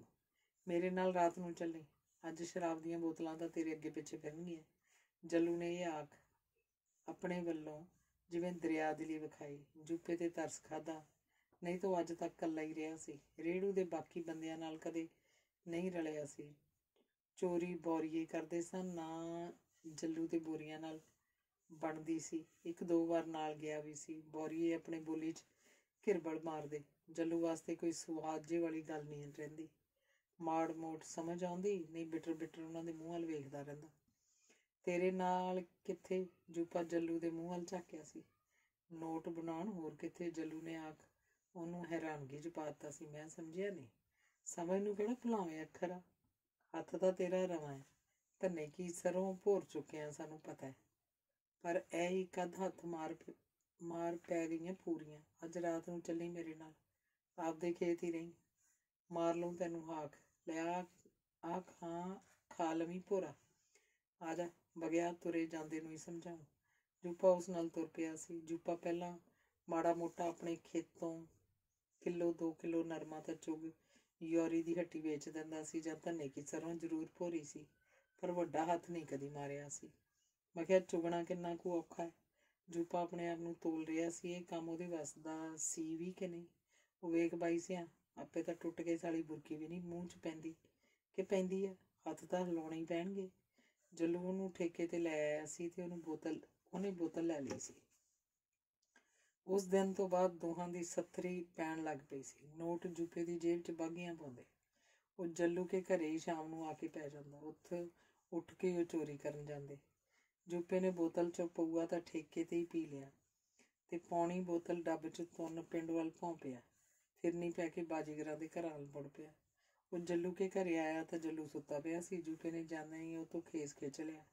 ਛੱਡ ਯਾਰ, ਹੁਣੇ ਅੱਖ ਲੱਗੀ ਸੀ। ਜੱਲੂ ਨੇ ਫਿਰ ਖੇਸ ਘੁੱਟਣ ਦੀ ਕੋਸ਼ਿਸ਼ ਕੀਤੀ। ਜੂਪੇ ਨੇ ਕਿਹਾ, ਉੱਠ ਕੰਜਰ ਦੀਏ ਜਾਤੇ। ਮੱਖਿਆ ਵਾਕਾ ਹੋ ਗਿਆ। ਕੀ ਕਰ ਆਇਆ? ਸੌਰੀ ਦਿਆ। ਜੱਲੂ ਸੀਖ ਪਰਨੇ ਖੜਾ ਹੋ ਗਿਆ। ਖੜ ਜਾ, ਘੁੱਟ ਪਾ ਲੈਣ ਦੇ, ਆਖ ਜੂਪਾ ਝਲਾਨੀ 'ਚ ਵੜ ਗਿਆ। ਉੱਥੇ ਹੀ ਅੱਧਾ ਕੁ ਪਊਆ ਪਿੱਤਲ ਦੇ ਗਲਾਸ 'ਚ ਪੀ ਗਿਆ ਤੇ ਖੰਗੂਰ ਜੀ ਮਾਰ ਜੱਲੂ ਨੂੰ ਪੁੱਛਿਆ, ਤੂੰ ਵੀ ਲਾਉਣੀ ਆ ਘੁੱਟ ਕੇ? ਮੱਖਿਆ, ਕਿਉਂ ਮੈਨੂੰ ਮੂੰਹ ਖੋਰ ਆਇਆ? ਨਾਲੇ ਇੱਥੇ ਚਾਰ ਦੀ ਫੜੀ ਆਈ। ਡੱਬੀ ਜਿਹੀ 'ਚ ਪਿਆ। ਬੁੜੀ ਲਿਆਈ ਸੀ, ਪਤਾ ਨਹੀਂ ਕਿਹਦੀ। ਇਹ ਤਾਂ ਮੈਨੂੰ ਮੱਖਿਆ ਪਤਾ ਹੈ, ਬੁੜੀ ਲਿਆਈ ਹੂ। ਹੋਰ ਤੂੰ ਮੱਖਿਆ ਥੋੜੇ ਤੌੜਾ ਭਰੀ ਬੈਠਾ ਹੋਏਗਾ। ਸਾਲਿਆ ਕਰ ਬੁੜੀ ਦੇ ਸਿਰ ਤੇ ਮੌਜਾਂ, ਜਿੰਨਾ ਚਿਰ ਹੈਗੀ ਆ। ਪੱਕੀਆਂ ਪਕਾਈਆਂ ਮਿਲਦੀਆਂ। ਮੇਰੇ ਵਾਂਗੂ ਮੱਖਿਆ ਰੰਨ ਕਰਨ ਤਾਂ ਤੈਨੂੰ ਵੀ ਨਹੀਂ ਜੁੜਨੀ। ਆਖੋ ਅੰਬ ਦੀਆਂ 2 ਫਾੜੀਆਂ ਰੱਖ। ਜੱਲੂ ਕੋਲ ਆ ਗਿਆ। ਜਦ ਦੋਵੇਂ ਸਰੂਰ ਜੇ 'ਚ ਹੋ ਗਏ ਤਾਂ ਜੂਪੇ ਨੇ ਗੱਲ ਛਿੜੀ। ਸਾਲੀ ਯਾਰ, ਆਖੋ ਨੇ ਸਾਰੀ ਗੱਲ ਦੱਸਤੀ। ਮੱਲਾ ਜੇ ਤਾਂ ਧੰਨਾ ਸੀ ਉਹ ਮੌਕੇ 'ਤੇ ਨਾ ਆਉਂਦਾ, ਫੇਰ ਤਾਂ ਭਾਵੇਂ ਕੁੜੀ ਚੁੱਪ ਰਹਿ ਜਾਂਦੀ। ਪਰ ਹੁਣ ਮੁਸ਼ਕਿਲ ਆ। ਹੁਣ ਤਾਂ ਆਖ। ਜੱਲੂ ਜੂਪੇ ਦੇ ਮੂੰਹ ਵੱਲ ਵੇਖਦਾ ਸਿਰ ਜਿਹਾ ਹਿਲਾ ਗਿਆ। ਮੈਂ ਕਿਹਾ ਹੁਣ ਤਾਂ ਕੀ? ਕਿਉਂ ਤੂੰ ਨਿਆਣਾ ਪੁੱਤ ਮੇਰੇ ਗਿਆ 5-7 ਸਾਲ ਲਈ ਅੰਦਰ। ਹੋ ਸਕਦਾ ਸੀ ਕੋਈ ਬੱਚਤ ਹੋ ਜਾਂਦੀ, ਪਰ ਨਕੰਮਿਆਂ ਜਿਹੜੀਆਂ ਤੂੰ ਧੰਨ ਐਸੇ ਉਹਨੂੰ ਗਾਲਾਂ ਦੇ ਆਇਆ। ਉਹ ਆਪਣੀ ਚੂਲ 'ਚ ਫਾਨਾ ਠੋਕਣ ਵਾਲੀ ਗੱਲ ਕੀਤੀ ਹੈ। ਜੱਲੂ ਭੁੱਲਿਆ ਨਹੀਂ ਸੀ, ਸਭ ਜਾਣਦਾ ਸੀ ਕਿ ਧੰਨਾ ਜਿਸ ਗੱਲ ਤੇ ਅੜ ਜਾਂਦਾ ਸੀ ਫਿਰ ਪਿੱਛੇ ਹਟਣ ਵਾਲਾ ਨਹੀਂ ਸੀ। ਨਾ ਬੋਲੇ ਤਾਂ ਨਾ ਬੋਲੇ। ਮੈਂ ਕਿਹਾ ਫਿਰ ਹੁਣ ਐਡੀ ਛੇਤੀ ਆਪਾਂ ਕਰ ਵੀ ਕੀ ਸਕਦੇ ਹਾਂ, ਨਾਲੇ ਖਬਰੇ ਗੱਲ ਦੱਬੀ ਘੁੱਟੀ ਜਾਵੇ। ਤੂੰ ਹੁਣ ਨਸ਼ਾ ਨਾ ਖਰਾਬ ਕਰ। ਜੱਲੂ ਫੋਕੀ ਜੀ ਹੱਲਾਸ਼ੇਰੀ ਦੇ ਗਿਆ। ਮੈਂ ਕਿਹਾ ਤੂੰ ਵਿਹੜੇ ਵੱਲੋਂ ਵਾ ਤਾਂ ਲੈ ਕੇ ਆ, ਤੁਰਿਆ ਜਾ ਮੇਰਾ ਬਾਈ। ਸਾਲਿਆ ਨਜ਼ਾਰੇ ਕੱਲਾ ਕੱਲਾ ਲੈ ਗਿਆ, ਹੁਣ ਫੋਕੀਆਂ ਵਾਵਾਂ ਮੈਂ ਲੈਂਦਾ ਫਿਰਾਂ। ਜੱਲੂ ਖਿੱਚ ਖਿੱਚ ਕਰਕੇ ਹੱਸ ਵੀ ਪਿਆ ਤੇ ਬਾਹਰ ਨੂੰ ਤੁਰ ਗਿਆ। ਥੋੜੇ ਚਿਰ ਬਾਅਦ ਹੀ ਸਿਰ ਫਿਰ ਆ ਕੱਢਿਆ। ਹੁਣੇ ਗਿਆ ਮੱਲਾ ਸ਼ਹਿਰ ਨੂੰ, ਧੰਨਾ ਹੀ ਲੈ ਕੇ ਗਿਆ ਟਰੈਕਟਰ ਤੇ। ਸਮਝ ਮੰਜੀ ਤਾਂ ਤੇਰੀ ਠੁੱਕ ਗਈ। ਜੱਲੂ ਨੇ ਸਿਰ ਜਿਹਾ ਹਿਲਾਇਆ। ਹੁਣ ਫੇਰ ਮਖਿਆ ਕੋਈ ਹੱਲ। ਆਪਾਂ ਸਰਪੰਚ ਦੀਪੇ ਰੇੜੂ ਨੂੰ ਭਾਲੀਏ। ਇੱਕ ਤਾਂ ਉਹਦੀ ਧੰਨੇ ਨਾਲ ਬਣਦੀ ਨਹੀਂ, ਦੂਜਾ ਯਾਰ ਆਪਣੀ ਉਹ ਇੰਨੀ ਵੀ ਨਾ ਮੰਨੂ। ਜੱਲੂ ਨੇ ਆਖਿਆ। ਅਕਸਰ ਉਹ ਸਰਪੰਚ ਕੋਲ ਆਥਣ ਔਗਣ ਜਾਂਦਾ ਰਹਿੰਦਾ ਸੀ ਤੇ ਹੁਣ ਤਾਂ ਜੂਪੇ ਦੀ ਵੀ ਵਾਹ ਸੀ। ਚੋਰੀਆਂ 'ਚ ਸਰਪੰਚ ਬਰਾਬਰ ਦਾ ਭਾਗੀਦਾਰ ਸੀ। ਉਹਨਾਂ ਫੇਰ ਬੋਤਲ 'ਚ ਰਹਿੰਦਾ ਪੈਗ ਪੀਤਾ। ਰੇੜੂ ਕੇ ਘਰ ਵੱਲ ਸਿੱਧੇ ਹੋ ਤੁਰੇ। ਜੂਪੇ ਨੇ ਚਾਦਰ ਦੀ ਬੁੱਕਲ ਮਾਰ ਮੂੰਹ ਜਿਹਾ ਲੁਕੋ ਲਿਆ। ਹੁਣ ਸਰਪੰਚ ਦੇ ਘਰੇ ਆਏ ਤਾਂ ਸਰਪੰਚ ਘਰੇ ਹੀ ਸੀ ਤੇ ਸਰਪੰਚਣੀ ਉਹਦੇ ਕੇਸਾਂ 'ਚ ਤੇਲ ਝੱਸੀ ਜਾਂਦੀ ਸੀ। ਦੀਪੇ ਦਾ ਮਧਰਾ ਜਿਹਾ ਕੱਦ, ਗੋਰਾ ਰੰਗ, ਨੱਕ ਤੋਂ ਮਾੜਾ ਜਿਹਾ ਪਾਸੇ ਮੁੱਛ ਤੋਂ ਉੱਪਰ ਵੱਡਾ ਸਾਰਾ ਤਿੰਨ, ਭਰਵੀਂ ਦਾੜੀ, ਕੁੰਡੀਆਂ ਮੁੱਛਾਂ। ਸਰਪੰਚਣੀ ਤੇਲ ਵਾਲੀ ਕੌਲੀ ਚੱਕ ਆਪਣੇ ਸਿਰ ਦੀ ਚੁੰਨੀ ਠੀਕ ਕਰਦੀ ਉੱਠ ਖਲੋਤੀ। ਜੂਪਾ ਤਾਂ ਉਹਨੂੰ ਵਿਓ ਵਰਗਾ ਲੱਗਦਾ ਸੀ ਜਿਸ ਦਿਨ ਦਾ ਉਹਦੀ ਧੀ ਰਾਜੋ ਨੇ ਦੱਸਿਆ ਸੀ। ਦੀਪੇ ਨੇ ਵੀ ਉੱਠ ਪੈਰੀ ਜੁੱਤੀ ਪਾ ਲਈ। ਆ ਜਾਓ, ਬੈਠਕ 'ਚ ਹੀ ਬਹਿੰਦੇ ਆ। ਆਖ ਗੇਂਦ ਵਾਂਗ ਰਿੜਦਾ ਹੀ ਦੀਪਾ ਬੈਠਕ ਵੱਲ ਗਿਆ ਸੀ ਤੇ ਬੈਠਕ ਦਾ ਬਾਰ ਜਾ ਖੋਲ੍ਹਿਆ ਸੀ। 2 ਵੱਡੇ ਪਲੰਗ, 5-4 ਕੁਰਸੀਆਂ ਪਈਆਂ ਸੀ। ਇੱਕ ਮੇਜ਼ ਤੇ ਕਾਗਜ਼ ਪੱਤਰ ਜਿਹਾ ਪਿਆ ਸੀ। ਕੰਧ ਨਾਲ ਲੱਗੀ ਅਲਮਾਰੀ ਨੂੰ ਛੋਟੀ ਜਿਹੀ ਜੰਦਰੀ ਲੱਗੀ ਸੀ। ਦਿਨੇ ਚੱਕੀ ਫਿਰਦਿਆਂ ਦੀਪਾ ਮੰਜੇ ਤੇ ਸਰਾਣੇ ਦਾ ਢੋ ਜਿਹਾ ਲਾ ਕੇ ਬੈਠ ਗਿਆ। ਜੂਪੇ ਤੇ ਜੱਲੂ ਨੇ ਕੁਰਸੀਆਂ ਮੰਨ ਲਈਆਂ। ਬਾਈ ਸਰਪੰਚਾ, ਇਸ ਕੰਜਰ ਤੋਂ ਕੰਮ ਹੀ ਕਸੂਤਾ ਹੋ ਗਿਆ। ਜੱਲੂ ਨੇ ਮੂੰਹ 'ਚ ਆਇਆ ਥੁੱਕ ਜਿਹਾ ਲੰਘਾਉਂਦਿਆਂ ਆਖਿਆ। ਉਹਨੇ ਜਰਦਾ ਮੂੰਹ 'ਚੋਂ ਕੱਢਿਆ ਨਹੀਂ ਸੀ ਤੇ ਹੁਣ ਥੁੱਕਣ ਵੱਲੋਂ ਤੰਗ ਸੀ। ਕੀ ਕਰ ਆਏ ਸਹੁਰੀ ਦਿਓ? ਦੱਸ ਓਏ ਹੁਣ। ਉਦੋਂ ਤਾਂ ਸਾਲਿਆ ਇਕੱਠਾ ਹੀ ਫਿਲਮਾਂ ਵਾਲਾ ਪ੍ਰਾਣ ਬਣ ਗਿਆ ਹੋਏਗਾ। ਜੱਲੂ ਨੇ ਜੂਪੇ ਵੱਲ ਵੇਖਿਆ ਤਾਂ ਜੂਪੇ ਨੇ ਹੋਈ ਬੀਤੀ ਸਾਰੀ ਬਿਆਨ ਕਰਤੀ, ਕੁਝ ਵੀ ਨਾ ਲੁਕੋਇਆ। ਕੰਜਰਾ, ਜਦੋਂ ਤੇਰੀ ਪਹਿਲਾਂ ਕੋਈ ਗੱਲਬਾਤ ਹੀ ਨਹੀਂ ਸੀ, ਇਹ ਤੂੰ ਕੀ ਲੋੜਾ ਮਾਰਿਆ? ਦੀਪੇ ਰੇੜੂ ਨੂੰ ਵੀ ਇਸ ਧੱਕੇਸ਼ਾਹੀ ਤੇ ਗੁੱਸਾ ਆਇਆ। ਉਹ ਇੱਕ ਬਲਾਤਕਾਰੀ ਦੀ ਮਦਦ ਕਰ ਵੀ ਕਿਵੇਂ ਸਕਦਾ ਸੀ, ਪਰ ਤੋੜ ਕੇ ਜਵਾਬ ਵੀ ਨਹੀਂ ਸੀ ਦੇ ਹੋਣਾ। ਉਹ ਇਹ ਗੱਲ ਵੀ ਭਲੀ ਭਾਂਤ ਜਾਣਦਾ ਸੀ ਕਿ ਜੇ ਉਹ ਜੂਪੇ ਦੀ ਮਦਦ ਕਰਦਾ ਸੀ ਤਾਂ ਧੰਨੇ ਨਾਲ ਸਿੱਧੇ ਸਿੰਘ ਫਸਦੇ ਸਨ। ਪਿੰਡ ਦੇ ਕਿਸੇ ਵੀ ਬੰਦੇ ਨੇ ਜੂਪੇ ਨਾਲ ਨਹੀਂ ਖਲੋਣਾ ਸੀ। ਜੇ ਖਲੋਣਾ ਸੀ ਤਾਂ ਕਿਸੇ ਸਕੇ ਸੋਦਰੇ ਨੇ ਭਾਗ ਦੇ ਮੂੰਹ ਨੂੰ ਖਲੋਣਾ ਸੀ। ਪਰ ਉਹ ਇਸ ਘੜੀ ਉਹਦੇ ਨਾਲ ਸਨ। ਚੋਰੀਆਂ ਚਕਾਰੀਆਂ 'ਚੋਂ ਇੱਕੋ ਹਮਾਮ 'ਚ ਨੰਗੇ ਸਨ। ਤੂੰ ਪੁਲਿਸ ਦੇ ਢਿੱਕੇ ਨਾ ਆ ਜਾਈਂ। ਚੁੱਪ ਕਰਕੇ ਸਾਡੇ ਪਾਰ ਵਾਲੇ ਖੇਤ ਵਗ ਜਾ। ਜਿੰਨਾ ਹੋ ਸਕਿਆ ਆਪਾਂ ਕੋਸ਼ਿਸ਼ ਕਰਾਂਗੇ ਜੇ ਕੰਮ ਸੰਭਾਲਿਆ ਜਾਵੇ। ਹੋਈ ਤਾਂ ਤੈਥੋਂ ਮਾੜੀ ਆ, ਹੱਦੋਂ ਵੱਧ ਮਾੜੀ। ਬਾਈ ਜੀ, ਮੈਂ ਕਿਹਾ ਸਾਲਾ ਅਕਲ ਤੇ ਬੱਠਲ ਮੁੱਦਾ ਵੱਜ ਗਿਆ। ਹੁਣ ਤਾਂ ਤੇਰੇ ਰੱਖਣ ਦਾ ਹੈ। ਜੂਪੇ ਨੇ ਹੱਥ ਜੋੜਤੇ। ਚੱਲ ਕੋਈ ਨਾ, ਜੋ ਹੋਣਾ ਸੀ ਹੋ ਗਿਆ। ਹੁਣ ਮੈਂ ਸਵੇਰੇ ਸਾਜਰੇ ਜਾਊਂ ਥਾਣੇ ਤੇਰੇ ਪਿਓ ਨਾਲ ਗੱਲ ਕਰਕੇ। ਅਕਸਰ ਪੈਸੇ ਧੇਲੇ ਦੀ ਲੋੜ ਵੀ ਤਾਂ ਪੈਣੀ ਆ ਕਿ ਨਹੀਂ ਪੈਣੀ? ਦੀਪੇ ਨੇ ਆਖਿਆ ਸੀ ਤੇ ਫਿਰ ਉਹਨੇ ਜੂਪੇ ਨੂੰ ਆਪਣੇ ਪਾਰ ਵਾਲੇ ਖੇਤ ਤੋਰ ਦਿੱਤਾ। ਉਦੋਂ ਹੀ ਉਹਨਾਂ ਦੇ ਖੇਤੋਂ ਨਰਮਾ ਚੁੱਕ ਕੇ ਆਈਆਂ ਚੌਣੀਆਂ ਨੇ ਵਿਹੜੇ 'ਚ ਨਰਮੇ ਦੀਆਂ ਪੰਡਾਂ ਲਿਆ ਸੁੱਟੀਆਂ। ਅੰਗ 6ਵਾਂ। ਧੰਨਾ ਸਿਓ ਪਹਿਲਾਂ ਵੀ ਪੰਚਾਇਤ ਨਾਲ ਥਾਣੇ ਆਉਂਦਾ ਜਾਂਦਾ ਕਰਕੇ ਉਹਦੀ ਜੱਕ ਖੁੱਲੀ ਸੀ। ਟਰੈਕਟਰ ਉਹਨਾਂ ਥਾਣੇ ਦੀ ਕੰਧ ਨਾਲ ਜਾ ਰੋਕਿਆ ਤੇ ਤੋਸ਼ੀ ਤੇ ਬੀਬੋ ਨੂੰ, ਤੁਸੀਂ ਇੱਥੇ ਹੀ ਬੈਠੀਆਂ ਰਹੋ, ਆਖ ਫੀਨੇ ਨੂੰ ਆ ਚੱਲੀਏ ਆਖਦਿਆਂ ਆਪ ਅੱਗੇ ਲੱਗ ਤੁਰਿਆ। ਕੀ ਗੱਲ ਆ ਬਈ, ਕਿਹਨੂੰ ਮਿਲਣਾ? ਦਰਵਾਜ਼ੇ 'ਚ ਖੜਾ ਸੰਤਰੀ ਪਾਨੇ ਵਾਂਗ ਅੜ ਗਿਆ। ਤੇਰੇ ਨਾਲ ਗੱਲ ਫੇਰ ਕਰਾਂਗੇ, ਤੂੰ ਪਹਿਲਾਂ ਇਹ ਦੱਸ ਵੱਡੇ ਸਰਦਾਰ ਸਾਹਿਬ ਹੈਗੇ ਆ? ਧੰਨਾ ਬੋਲਿਆ। ਉਹ ਜਾਣਦਾ ਸੀ ਕਿ ਕਿਹੜੀ ਘੁੱਗੀ ਕਿਵੇਂ ਕੁੱਟੀ ਜਾਣੀ ਹੈ।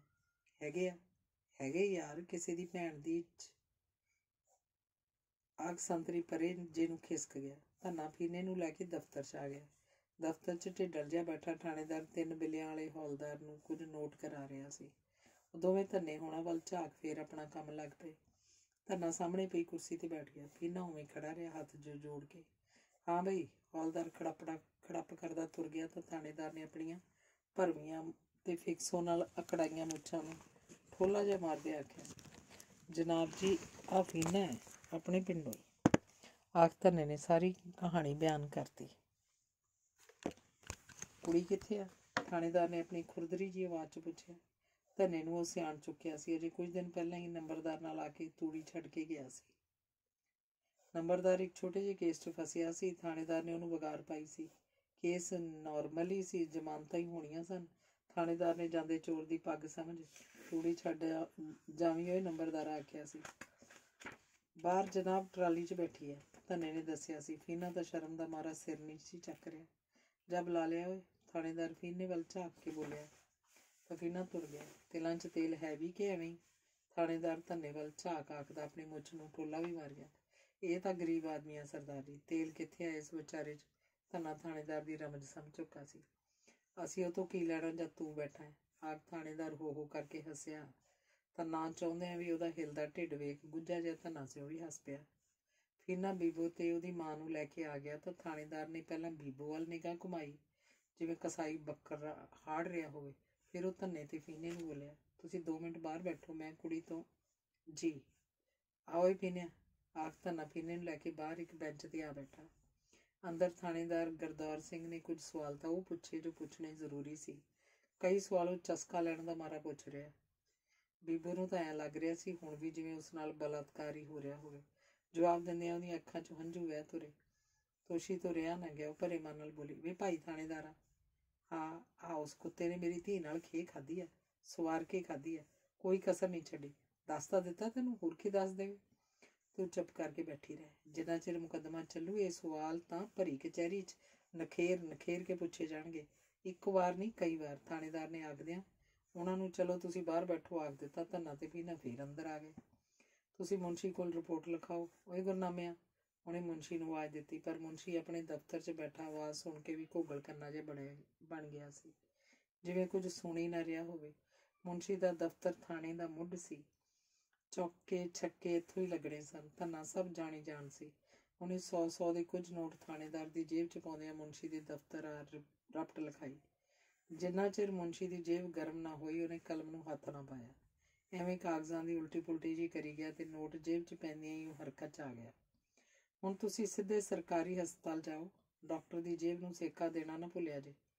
ਮੈਂ ਮੁਲਾਜ਼ਮ ਘੱਲਦਾ ਤੁਹਾਡੇ ਨਾਲ, ਉਹਨੂੰ ਵਧੀਆ ਪਊਆ ਜ਼ਰੂਰ ਪਿਆ ਦਿਆ ਜੇ, ਮੁਨਸ਼ੀ ਨੇ ਆਖਿਆ। ਫੀਨਾ ਹੈਰਾਨ ਸੀ। ਇੱਕ ਉਹਦੀ ਧੀ ਨਾਲ ਜੱਗੋਂ 13ਵੀਂ ਹੋਈ ਸੀ, ਇੱਕ ਇਹ ਲੋਕ ਗਿਰਜਾਂ ਵਾਂਗ ਮਾਸ ਨੋਚ ਰਹੇ ਸੀ। ਉਹ ਹਸਪਤਾਲ 'ਚੋਂ ਆਏ ਸਨ ਤਾਂ ਪਤਾ ਲੱਗਾ ਕਿ ਡਾਕਟਰ ਸਾਹਿਬ ਤਾਂ ਹੈ ਹੀ ਨਹੀਂ ਸੀ।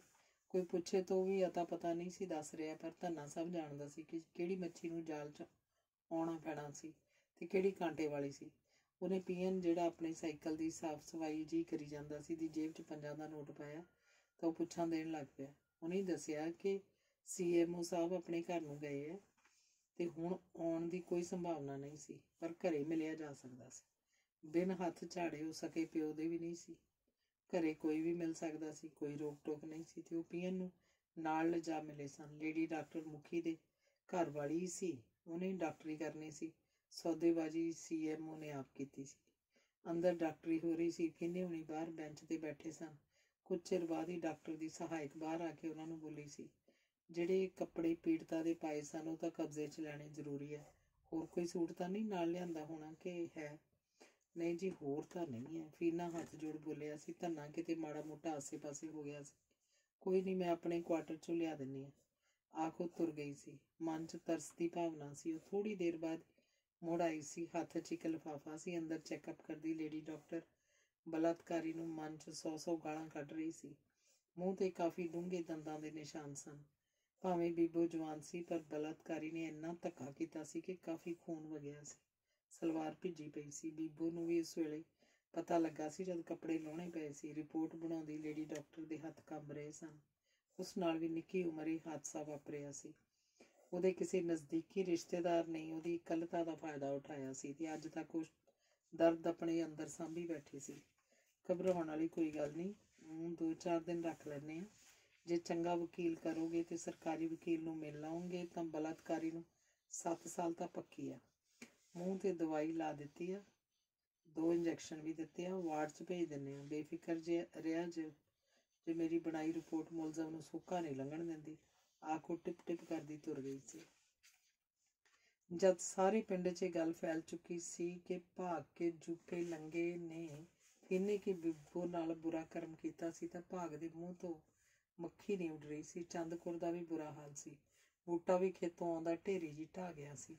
घरां 'चों सियाणे बंदे बुढ़ियां हारा नारा मार रहे सन।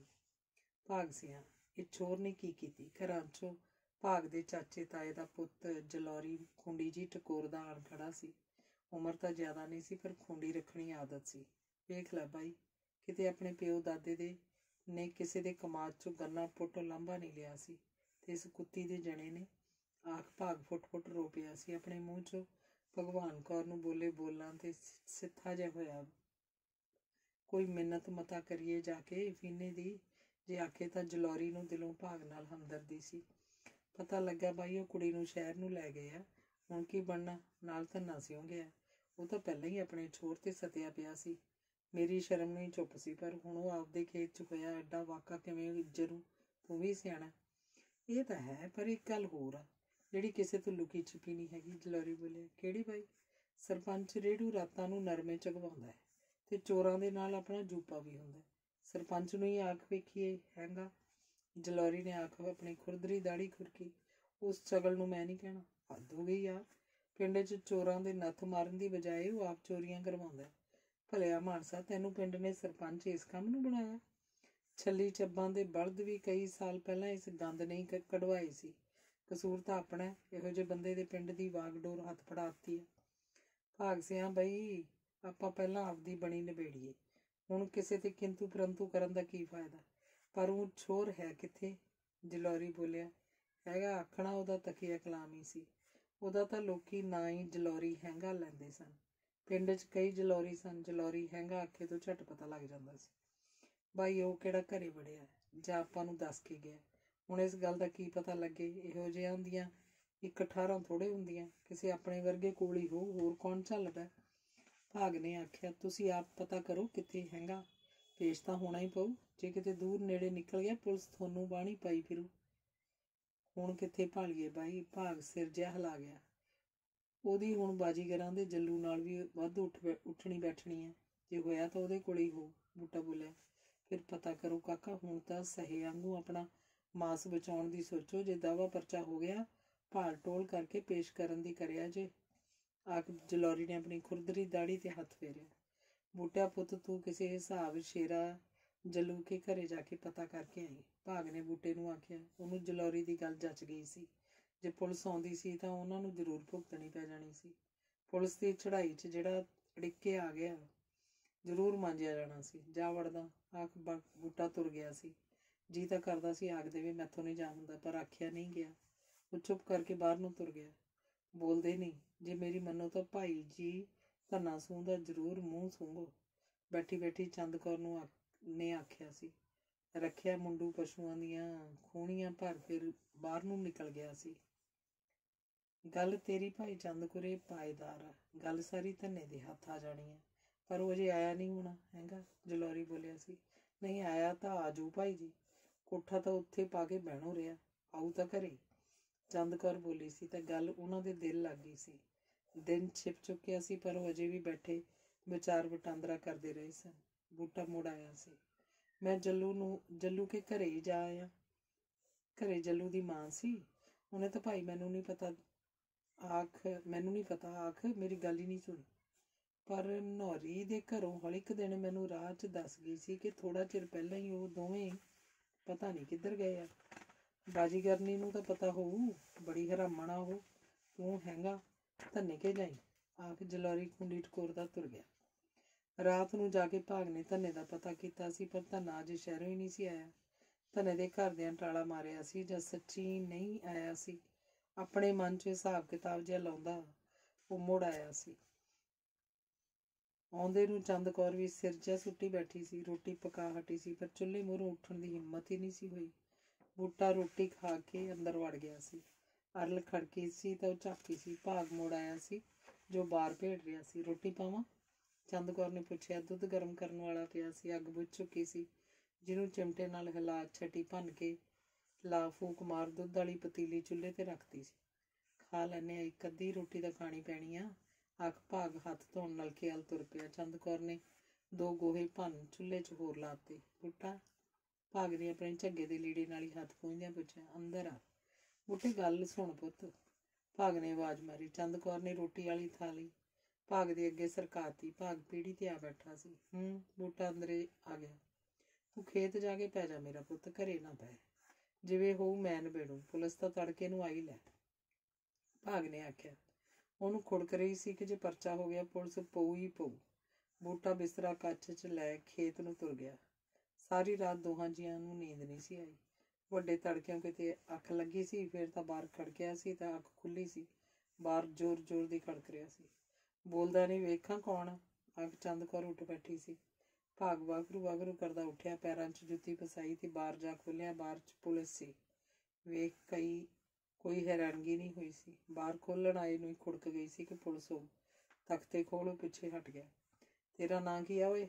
ਥਾਣੇਦਾਰ ਆਪਣੀ ਘੱਗੀ ਜਿਹੀ ਆਵਾਜ਼ 'ਚ ਬੋਲਿਆ ਸੀ। ਇੱਕ ਹੱਥ ਨਾਲ ਆਪਣਾ ਮੱਥਾ ਵੀ ਘੁੱਟ ਰਿਹਾ ਸੀ। ਰਾਤ ਦੇਰ ਤੱਕ ਪੀਤੀ ਸਿਰ 'ਚ ਵੜੀ ਪਈ ਸੀ। ਮੱਥਾ ਪਾਟ ਰਿਹਾ ਸੀ। ਆਉਣ ਜੋਗਾ ਕਿੱਥੇ ਸੀ, ਪਰ ਥਾਣਾ ਮੁਖੀ ਦਾ ਹੁਕਮ ਵਜਾਉਣਾ ਜ਼ਰੂਰੀ ਸੀ। ਸਿਰ ਗਧੀ ਗੇੜ ਪਿਆ ਫਿਰਦਾ ਸੀ। ਖਰਾਸ ਵਾਂਗ ਘੂਕ ਰਿਹਾ ਸੀ। ਜੀ ਬੱਚਿਆਂ ਵਾਲਿਓ, ਭਾਗ ਜੁਪਾ ਕਿੱਥੇ ਆ? ਹੱਥ 'ਚ ਫੜਿਆ ਬੈਨ ਸਿੱਧਾ ਭਾਗ ਦੇ ਮੋਢੇ 'ਤੇ ਪਿਆ ਸੀ। ਭਾਗ ਕਸੀਸ ਜੀ ਵੱਟ ਸੱਜਾ ਹੱਥ ਮੋਢੇ ਨੂੰ ਲੱਗਿਆ ਸੀ ਤਾਂ ਦੂਜਾ ਵਾਰ ਮੋਢੇ ਨੂੰ ਜਾਂਦਾ ਗੁੱਟ 'ਤੇ ਪਿਆ ਸੀ। ਹੌਲਦਾਰ ਤੇ 2 ਸਿਪਾਹੀ ਚੁੱਪ-ਚਾਪ ਖੜੇ ਸਨ। ਮੇਰਾ ਕਸੂਰ ਮਾਪਿਓ, ਤੀਜੀ ਵਾਰ ਗਿੱਟੇ ਨੂੰ ਆਇਆ ਸੀ। ਜੂਪਾ ਕਿੱਥੇ ਆ? ਚਲੋ ਤੁਸੀਂ ਅੰਦਰ ਵੇਖੋ। ਦੁੰਨ ਵੱਟਾ ਬਣ ਖੜ ਗਏ ਆ। ਥਾਣੇਦਾਰ ਆਪਣੇ ਸਾਥੀਆਂ ਨੂੰ ਵੀ ਪੈ ਨਿਕਲਿਆ ਸੀ। ਸਿਪਾਹੀ ਅੰਦਰ ਹੀ ਵੜ ਗਏ ਸਨ, ਪਰ ਹੱਥ ਪੱਲੇ ਕੁਛ ਨਹੀਂ ਆਇਆ ਸੀ। ਚੰਦ ਕੌਰ ਸਵਾਦ ਦੇ ਬਾਰ 'ਚ ਖੜੀ ਫਿੜਕੇ ਵਾਂਗ ਕੰਬ ਰਹੀ ਸੀ। ਅੰਦਰੀ ਤਾਂ ਕੋਈ ਨਹੀਂ ਸਰ, ਸਿਪਾਹੀਆਂ ਦੀ ਆਵਾਜ਼ ਆਈ ਸੀ ਤਾਂ ASI ਪਾਖਰ ਹੌਲਦਾਰ ਨੂੰ ਹੁਕਮ ਚਾੜ ਗਿਆ ਸੀ। ਇਹਨੂੰ ਜੇਬ 'ਚ ਸੁੱਟੋ। ਜਦੋਂ ਮੁਰਗਾ ਬਣਾਇਆ ਥਾਣੇ ਲਿਜਾ ਕੇ, ਇਹ ਤਾਂ ਆਪਣੇ ਆਪ ਬਾਂਗਾਂ ਦੇਣ ਲੱਗ ਪਊ। ਅੱਗ ਥਾਣੇਦਾਰ ਜੀਪ 'ਚ ਜਾ ਬੈਠਾ ਸੀ। ਡਰਾਈਵਰ ਸੀਟ ਹੌਲਦਾਰ ਨੇ ਮੰਨ ਲਈ। ਸਰਪੰਚ ਦੇ ਘਰ ਵੱਲ ਮੋੜ ਲੈ, ਚਾਹ ਪਾਣੀ ਤਾਂ ਪੀਏ, ਪਾਖਰ ਸਿੰਘ ਨੇ ਆਖਿਆ ਤਾਂ ਹੌਲਦਾਰ ਨੇ ਰੇੜੂ ਦੇ ਘਰ ਵੱਲ ਦੀ ਜੀਪ ਮੋੜ ਲਈ। ਭਾਗ ਦਾ ਸਰਪੰਚ ਦਾ ਨਾਂ ਸੁਣੀ ਗਰਕਣ ਵਾਲਾ ਹੋ ਗਿਆ ਸੀ, ਪਰ ਆਪਣਾ ਖਹਿੜਾ ਛੁੱਟਣ ਦੀ ਆਸ ਵੀ ਜਾਗੀ ਸੀ। ਬਾਅਦ 'ਚ ਟੀਂਟੀ ਹੋਈ ਸੀ ਤਾਂ ਰੇੜੂ ਸਰਪੰਚ ਨਲਕੇ 'ਤੇ ਦਾਤਣ ਕਰੀ ਜਾਂਦਾ ਸੀ। ਦਾਤਣ ਸੁੱਟ ਕੁਰਲੀ ਕਰ ਬਾਅਦ 'ਚ ਖੋਲ੍ਹਿਆ। ਦਿਨ ਚਿੱਟਾ ਚਾੜਾ ਚੁੱਕਿਆ ਸੀ। ਕਿਵੇਂ ਸਵੇਰੇ ਭੱਜੀ ਫਿਰਦੀ ਆ ਸਰਕਾਰ? ਆਖ ਰੇੜੂ ਜੀਪ ਦੇ ਮਗਰ ਝਾਕਿਆ ਤਾਂ ਭਾਗ ਇਕੱਠਾ ਜਿਹਾ ਹੋਇਆ ਬੈਠਾ ਦਿਸ ਗਿਆ। ਇਹਨੂੰ ਫੜੀ ਫਿਰਦੇ ਆ? ਪਿੰਡ 'ਚ ਐਡਾ ਵਾਕਾ ਹੋ ਗਿਆ। ਸਰਪੰਚ ਤੂੰ ਇਹ ਪੁੱਛਦਾ ਸਾਥੋਂ? ਨਾਲੇ ਇੱਥੇ ਖੜਾ ਹੀ ਮਗਜਾਲੀ ਮਾਰੇਗਾ ਕਿ ਅੰਦਰ ਵੀ ਲੈ ਚੱਲੇਗਾ? ਆਖ ਪਾਖਰ ਨੇ ਆਪਣੇ ਆਪ ਨੂੰ ਗਾਲ ਜੀ ਵੀ ਕੱਢੀ ਸੀ, ਜਿਹੜਾ ਰਾਤ ਗਰਲੇ ਤੇ ਗਰਲਾ ਅੰਦਰ ਸਿੱਟੀ ਗਿਆ ਸੀ। ਚਲੋ ਬੈਠੋ, ਬੈਠਕ 'ਚ ਆਓ। ਹੌਲਦਾਰਾ ਬਈ, ਇਹਨੂੰ ਵੀ ਲਿਆਓ। ਆਖ ਰੇੜੂ ਉਹਨਾਂ ਨੂੰ ਬੈਠਕ 'ਚ ਲੈ ਆਇਆ ਸੀ। ਭਾਗ ਸ਼ਰਮ ਜੀ ਮੰਨ ਰਿਹਾ ਸੀ, ਤਾਂ ਨੀਵੀਂ ਨਹੀਂ ਚੱਕ ਰਿਹਾ ਸੀ। ਸਿਰ ਪਾਟੀ ਜਾਂਦਾ ਲਿਆ। ਘੁੱਟ ਯਾਰ, ਤੋੜ ਭੰਨੀਏ ਪਹਿਲਾਂ। ASI ਨੇ ਆਪਣੀ ਮੰਗ ਰੱਖਤੀ। ਚਾਹ ਵਾਲਾ ਵੀ ਕੋਈ ਹੈ ਕਿ ਤੋੜ ਭੰਨਣ ਵਾਲਾ ਹੀ ਆ? ਸਰਪੰਚ ਨੇ ਅਲਮਾਰੀ ਖੋਲ੍ਹ ਬੋਤਲ ਕੱਢ ਲਈ, ਜੋ ਪਾਖਰ ਸਿੰਘ ਨੇ ਬੇਸਬਰਿਆਂ ਵਾਂਗ ਹੱਥ 'ਚੋਂ ਫੜ ਪਾਣੀ ਵਾਲੇ ਜੱਗ ਤੋਂ ਬਾਟੀ ਚੱਕ ਕਿਨਾਰੀ ਲਾ ਲਈ ਸੀ। ਹੌਲਦਾਰ ਉਹਦੀ ਬੇਸਬਰੀ ਤੇ ਮਨ 'ਚ 100 ਗਾਲ ਕੱਢ ਰਿਹਾ ਸੀ। ਮੈਂ ਗਲਾਸ ਲਿਆਉਣਾ ਹੈ, ਰੇੜੂ ਨੇ ਆਖਿਆ, ਪਰ ਉਦੋਂ ਨੂੰ ਪਾਖਰ ਮੋਰਚਾ ਫਤਿਹ ਕਰ ਚੁੱਕਾ ਸੀ। ਸਾਡੇ ਵਾਸਤੇ ਚਾਹ ਹੀ ਲਿਆ ਸਰਪੰਚਾ, ਹੌਲਦਾਰ ਨੇ ਆਖਿਆ ਤਾਂ ਰੇੜੂ ਚਾਹ ਆਖ ਆਇਆ ਸੀ। ਹੁਣ ਦੱਸੋ, ਇਹਨੂੰ ਭਲੇ ਮਾਨਸ ਨੂੰ ਕਿਉਂ ਫੜੀ ਫਿਰਦੇ ਆ? ਤੂੰ ਸਭ ਜਾਣਦਾ ਸਰਪੰਚ, ਐਡਾ ਅਣਭੋਲ ਤਾਂ ਤੂੰ ਹੈ ਨਹੀਂ। ਪਾਖਰ ਨੂੰ ਸ਼ਰਾਬ ਗੇੜਾ ਦੇ ਕੇ ਚੜ੍ਹ ਰਹੀ ਸੀ। ਦਰਦ ਪੱਤੇ ਵਾਹ ਗਿਆ ਸੀ। ਇਹਦਾ ਕੀ ਕਸੂਰ ਹੈ? ਬੇਫਿਕਰ ਰਹਿ ਬਾਈ। ਭਾਗ ਸਿੰਘ, ਤੈਨੂੰ ਮੈਂ ਲਿਜਾਣ ਨਹੀਂ ਦਿੰਦਾ। ਪਾਖਰ ਸਿੰਘ ਤੋਂ ਰੇੜੂ ਕਸੂਰ ਪੁੱਛ ਭਾਗ ਨੂੰ ਵੀ ਬੇਫਿਕਰ ਰਹਿ ਆਖ ਗਿਆ ਸੀ, ਪਰ ਭਾਗ ਨਹੀਂ ਬੋਲਿਆ। ਬੋਲਦਾ ਵੀ ਤਾਂ ਕੀ ਬੋਲਦਾ? ਖਾਣੀ ਖੂਣੀ ਤਾਂ ਨਹੀਂ ਭੋਰਾ? ਰੇੜੂ ਨੇ ਪੁੱਛਿਆ ਸੀ ਤਾਂ ਹੌਲਦਾਰ ਨੇ ਸਾਰਿਆਂ ਤੋਂ ਪਹਿਲਾਂ ਅੱਗੇ ਹੱਥ ਕੀਤਾ। ਬੰਦਾ ਅਸੀਂ ਆਥਣ ਸਵੇਰੇ ਪੇਸ਼ ਕਰ ਦਿਆਂਗੇ, ਕਿਤੋਂ ਕਰੀਏ? ਰੇੜੂ ਨੇ ਆਖਿਆ ਤਾਂ ਹੌਲਦਾਰ ਮੁੱਛਾਂ 'ਚ ਹੱਸਿਆ ਸੀ। ਸਮਝਦਿਆਂ ਚਿਰ ਨਹੀਂ ਲੱਗਾ ਸੀ ਕਿ ਮੁਲਜ਼ਮ ਸਰਪੰਚ ਦੇ ਹੱਥ ਹੇਠ ਸੀ। ਤੇਲ ਪਾਣੀ? ਪਾਖਰ ਸਿੰਘ ਨੇ ਛੋਟਾ ਜਿਹਾ ਪੈਗ ਹੋਰ ਪਾ, ਮੂੰਹ 'ਚ ਨਮਕ ਵਾਲੀਆਂ ਪਕੌੜੀਆਂ ਪਾ ਬੱਕਰੀਆਂ ਮੂੰਹ ਹਿਲਾਇਆ। ਖਰਚਾ ਪਾਣੀ ਵੀ ਹੋ ਜਾਊ, ਜਾਣ ਕਿਉਂ ਨਿਕਲਦੀ ਆ? ਨਾਲੇ ਹੁਣ ਇਹਦੇ ਵਿਚਾਰੇ ਦੀ ਜੇਬ 'ਚ ਕਿਹੜਾ ਬੀਟੇ ਪਾਏ ਆ? ਰੇੜੂ ਨੇ ਆਖ ਪੁਲਸੀਏ ਤੋਰ ਤੇ ਸਰ, ਤੇ ਫਿਰ ਭਾਗ ਦੇ ਮੋਢੇ 'ਤੇ ਹੱਥ ਰੱਖਦਿਆਂ ਆਖਿਆ ਸੀ, ਫਿਕਰ ਨਾ ਕਰ ਤੂੰ, ਮੈਂ ਬੈਠਾ ਹਾਂ ਨਾ। ਮੁੰਡਿਆਂ ਗੁੰਡਿਆਂ ਤੋਂ ਗਲਤੀਆਂ ਫਲਤੀਆਂ ਹੋ ਹੀ ਜਾਂਦੀਆਂ। ਤੂੰ ਮਾਇਆ ਦਾ ਇੰਤਜ਼ਾਮ ਕਰ, ਆਪਾਂ ਬੰਦਾ ਪੇਸ਼ ਕਰੀਏ। ਉਹਦਾ ਤਾਂ ਬਾਈ ਜੀ ਪਤਾ ਨਹੀਂ ਹੈ ਕਿੱਥੇ। ਉਹ ਉੱਡ ਤਾਂ ਨਹੀਂ ਜਾਊ, ਉਹ ਭਾਲ ਲਾਂਗੇ। ਤੂੰ ਪੈਸਾ ਧੇਲਾ ਬਣਾ। ਆਖ ਰੇੜੂ ਉੱਠ ਖੜੋਤਾ ਤੇ ਚੰਗਾ ਬਾਈ ਆਖ ਭਾਗ ਵੀ ਤੁਰ ਪਿਆ। ਲਾਈਟ ਉੱਠ ਗਈ ਤਾਂ ਧਨੀ ਦਾ ਸਾਰਾ ਧਿਆਨ ਪੱਟਿਆ ਗਿਆ। ਕਮਰੇ 'ਚ ਘੁੱਪ ਹਨੇਰਾ ਫੈਲ ਗਿਆ। ਇਨਵਰਟਰ ਹੈ ਨਹੀਂ ਸੀ। ਧਨੀ ਨੇ ਮਨ 'ਚ ਆਖਿਆ ਕਿ ਉਹ ਸਵੇਰੇ ਹੀ ਮੰਮੀ ਪਾਪੇ ਨੂੰ ਆਖੂ ਕਿ ਨਾਨੇ ਨਾਨੀ ਨੂੰ ਘਰੇ ਵੀ ਇਨਵਰਟਰ ਲਵਾਈਏ, ਪਰ ਉਹ ਇਹ ਵੀ ਜਾਣਦਾ ਸੀ ਕਿ ਨਾਨੇ ਨੇ ਹੀ ਮਨਾ ਕਰ ਰੱਖਿਆ ਸੀ। ਇਨਵਰਟਰ ਦੀ ਕਿਹੜੀ ਗੱਲ ਸੀ। ਲਾਈਟ ਕੁਝ ਮਿੰਟਾਂ ਬਾਅਦ ਹੀ ਆ ਗਈ ਤਾਂ ਧਨੀ ਫਿਰ ਡਾਇਰੀ 'ਚ ਖੁੱਭ ਗਿਆ।